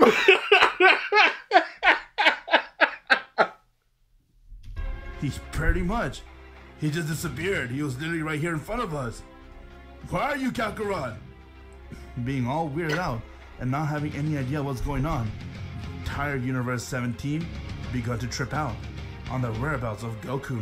We're tripping, Goku yo. What the fuck happened with Vegeta? On the whereabouts of Goku. Goku was nowhere to be found in the battlefield. Oh, so he put them all on the timeline, but put Vegeta a little earlier, so it ended a little earlier. It's like if he completely disappeared from the face of the entire universe. With What? that, Daishin and everyone else told them to go right back to the universe, and that they'll figure this out later on as they have to wrap up and return back to their own places. Universe 7 has now returned right back to planet Earth in the hopes that they might see Goku there. But once they return, they all begun to scatter and search for Goku, but there are no signs of where Goku. So if it was an issue that it's just like, oh man, these two are too strong, why was Jiren never an issue? Why isn't Jiren betrayed and trapped in the hyperbolic time chamber if he was already stronger than the gods? And then what happens if they do eventually get out? Because there is the possibility that these mothers get out someday. Because Boo and Gotenks both got out. And you got to look at it like it's 30 years out here, or it's 30 years in there. 30 years in there. In 30 years, they might find a way. Yeah. Quiz. Both Gohan and Bulma and everyone else become very worried as they begun to do everything they can to try to find Goku. They even got the idea to use the Dragon Ball and make a wish on where Goku is. Upon summoning Shenron, when they asked for where Goku is, you gotta fix that Vegeta timeline. Had no knowledge. He said it's like if Goku had disappeared from the face of the entire universe. King Kai? He's gone. He has no idea where he is and how to bring him back. They tried to use that wish to bring him here to this Earth, but they couldn't either. Because wherever Goku is, he is binded with some type of chain or something. Or something! Some type of chain! Mom got chains out here, I don't know. So, whatever's happening, I'm feeling some chains. So chains, cuffs, no. How about no? To be wherever he is. It's like if he never existed. Upon hearing that, got them to be very worried out. Bulma made an idea. Although they don't have Whis helping them, they just had to go. Why don't they ask that thing that knows all the information in the universe? No. But he knows all the information in the universe. But they're here and not in the universe. Oh, so it doesn't count. They'll make their way towards Zuno's place. And when they go there, they are? Oh, yeah, okay. See? He's on top of this. The one who knows everything. Oh, yeah, okay. Oh, you know what? You know what? Cooking you. You know what? Cooking you. You know what? He thought of everything. He was just like, well, the dragon can't do it because of the chains. so his hands are tied with chains. So they go to the person that knows everything, obviously. Continue to stress on Whis, asking what happened to Goku. He's the one who won Universe 7, their victory, but there's nowhere to be found where Goku is. But Whis kept neglecting Beerus' answer. It's like he knew what happened, but he doesn't want to tell. He kept saying, I'm not sure, my lord. I don't know what's going on. With that, Beerus had a little suspicion towards Whis as he asked him to take him towards Earth. So the angels trapped him? All the Z-Fighters ran towards Whis and asking him if they can help him locate where Goku is.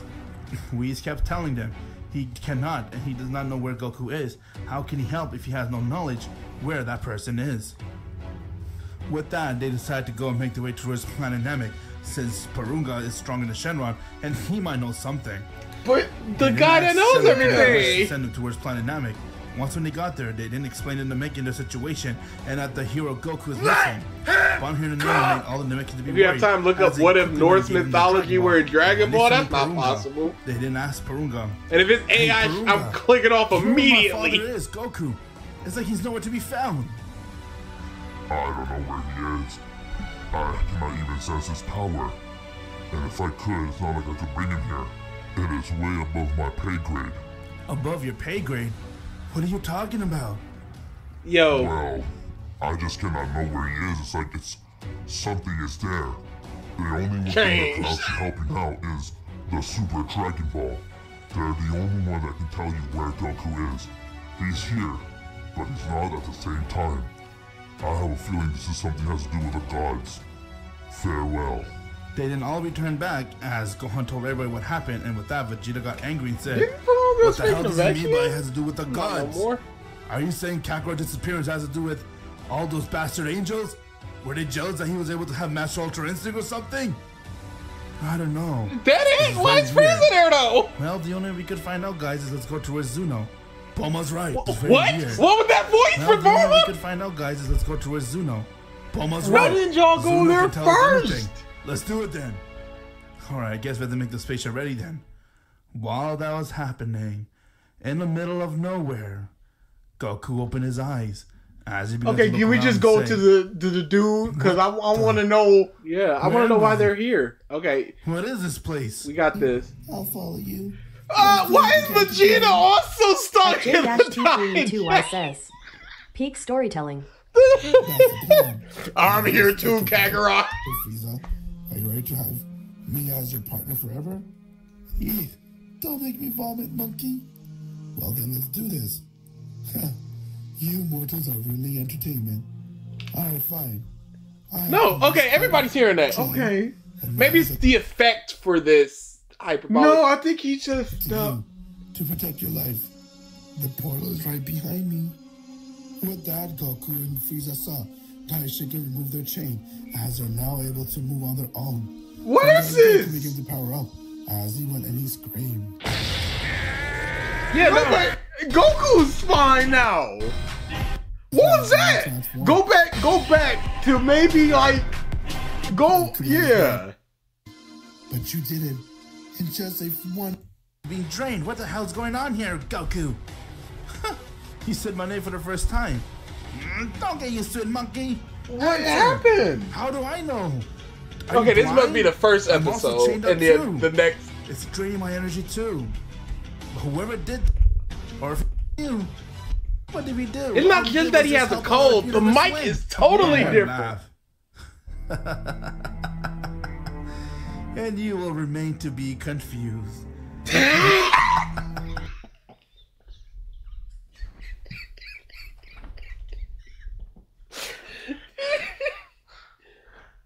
And you will remain to be confused.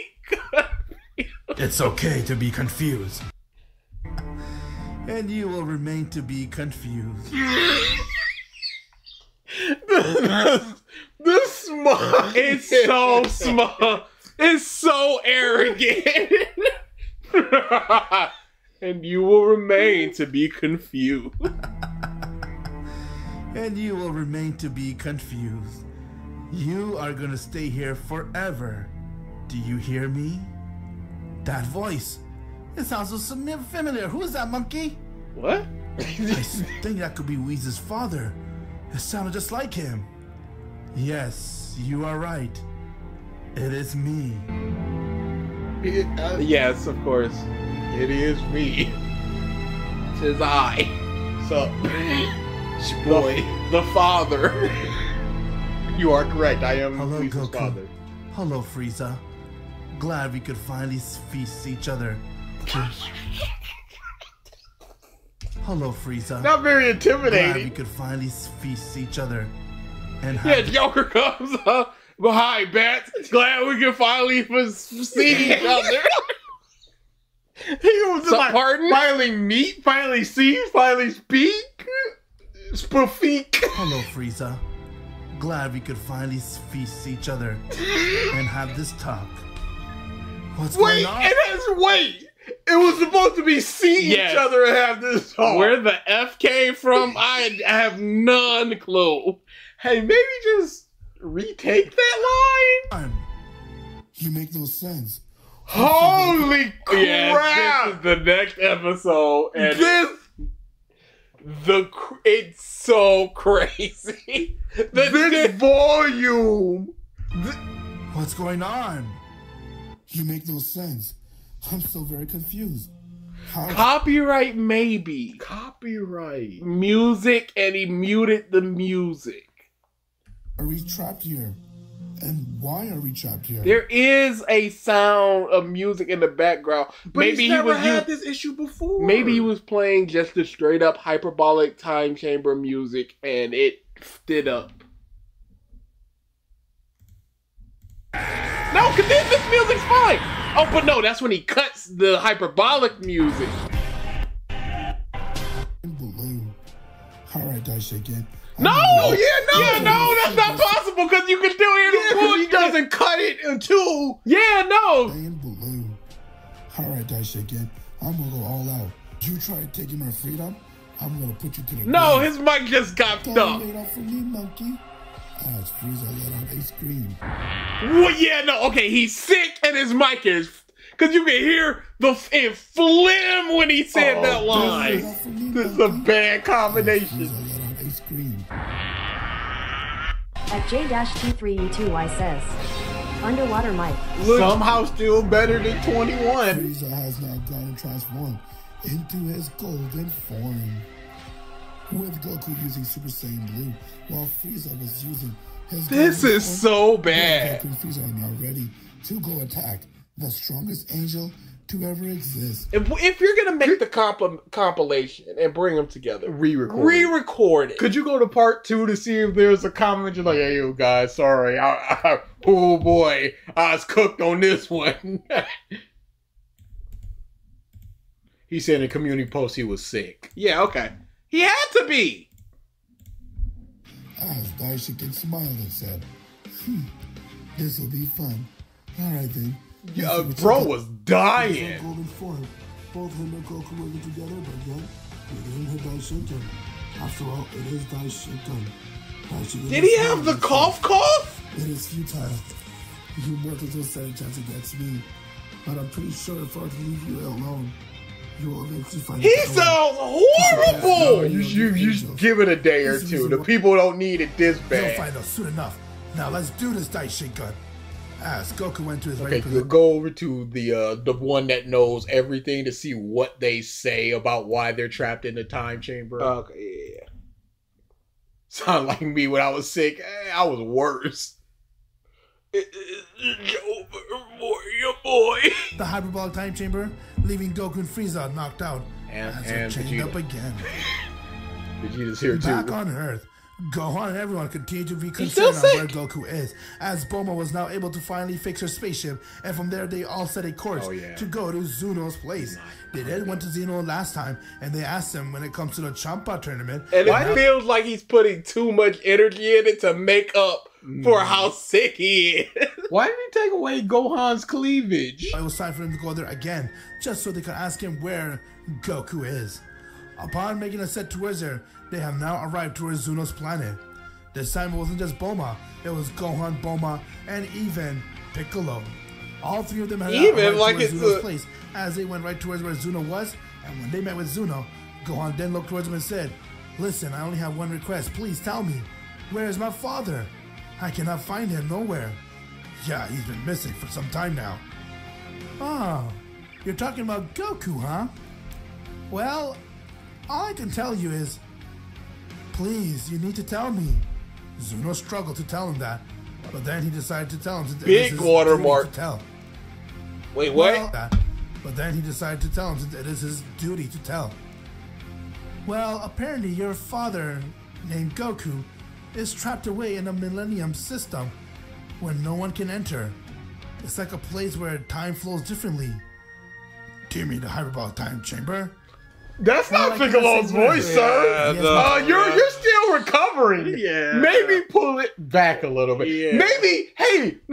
Maybe bring somebody who's easier on the vocal cords, so it's not distressing. Because you made the choice to bring Piccolo. Could have been Yamcha. Could have just been Gohan and Bulma. Yeah, why not? Tied away there, and the one to do that were the angels. What? You mean the angels from the The big shocked face with the guy still in the background is crazy. And the one to do that were the angels. What? You mean the angels from the Tournament of Power? But why would he do that to my father? He's nothing but good. He always protected the world. Why would he do that to him? Bye. That's all I can tell you. Please, come back again after a month if you want to know another answer. As Zuno went to hiding. Gohan thought this was very weird, but with that, Gohan and everyone has now come right back to planet Earth as they decided to tell everyone what they heard from Zuno. Piccolo didn't need to come. He spent a line and was outie. You just more stress on your vocals. That probably should have just been anyone else, really. Upon arriving on Earth, Gohan then went and told Vegeta and the rest of the Z-Fighters of what happened to Goku. Yeah, he could have just hearing about Vegeta really upset, as he couldn't believe it, that the angels has betrayed them like that, and they trapped Goku away. They then decided to do what they can to see if they could free Goku. Piccolo suggested for them to try to collect the Super Dragon Balls, but for that to happen, they're gonna need. He didn't suggest it. Kurama said it. Dragon Ball. And if Whis finds that out, and if he's working with Daishinkan, it is not good for Goku. They have to keep it as low key as they can. There's no in way order for everything to go away. Yeah, he sees it all.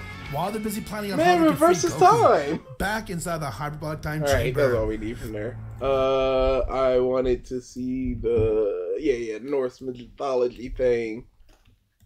Oh man, that boy was big sick. He was still providing content for the masses. Couldn't stop him if you Can't tried. stop the grind. I don't like this intro. Spider-Man with the mic is. On Earth, however, similar shockwaves to Goku and Beerus' fight. His voice sounds very familiar. Okay.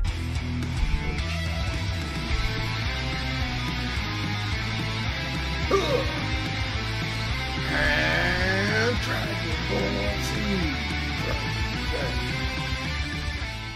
Deep in the oldest part of space, shockwaves that had once threatened to destroy the universe itself were now being focused only on the two fighters battling on Beerus' planet. So let us see how things play out when Thor arrives. Does he have actual people doing this? Greater knowledge under my service.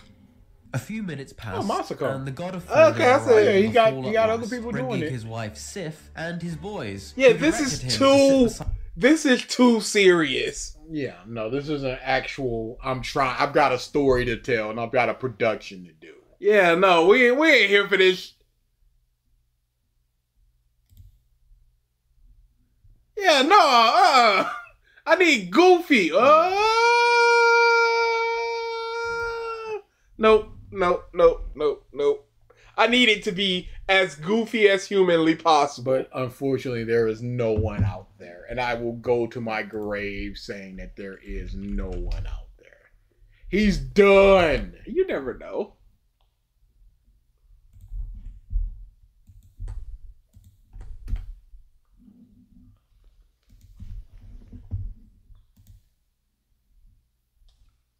Oh yeah, he Done. Go back. And he started back one screen. At Gamerath5331 says, would you guys ever voice in a Goku T23 video? Avatar Deku. Is this Last of Us 21? Yep. Can we ever just...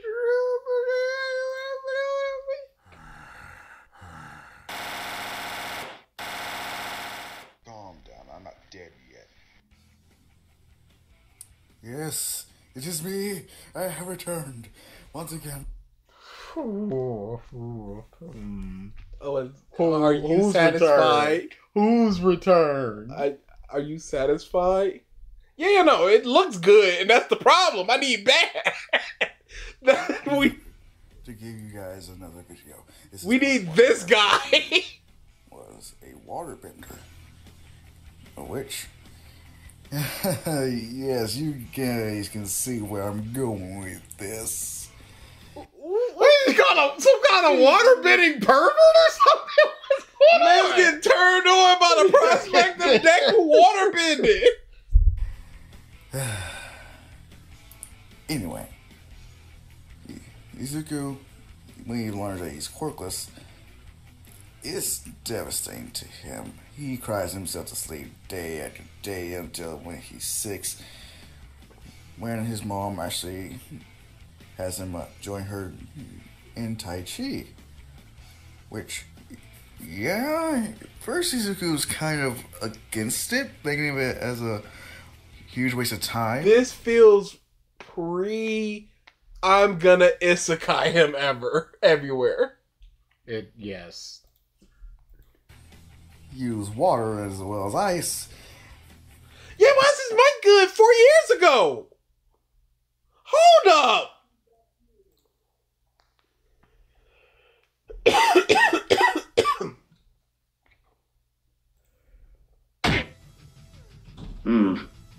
Is that it? Is that the best you can do with your quirk? What happened?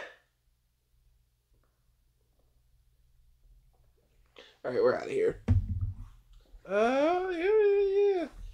Next week is field stuff. Don't please come to those. Boy.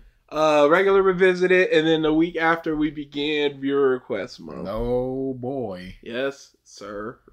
Bob. It's gonna be all bad. All bad. Yeah, but enjoy the rest of your Saturday. Watch the AEW pay-per-view that's coming on in about 3 hours. Stop coming to the East. Third Hokage, worst Hokage. Second Hokage, best Hokage. He was a genocider. Sometimes they gotta go. Like I said, one of them could have been the next Madara. One of them could have been a quarter of the next Madara, and he still would have wiped out the village. For sure. They were too strong, honestly. A failing of Kishimoto. Because with Kakashi with one eye was being able to become legendary. Yep, that's it. Rewu, whatever. My throat is shattered. Yeah, I bet.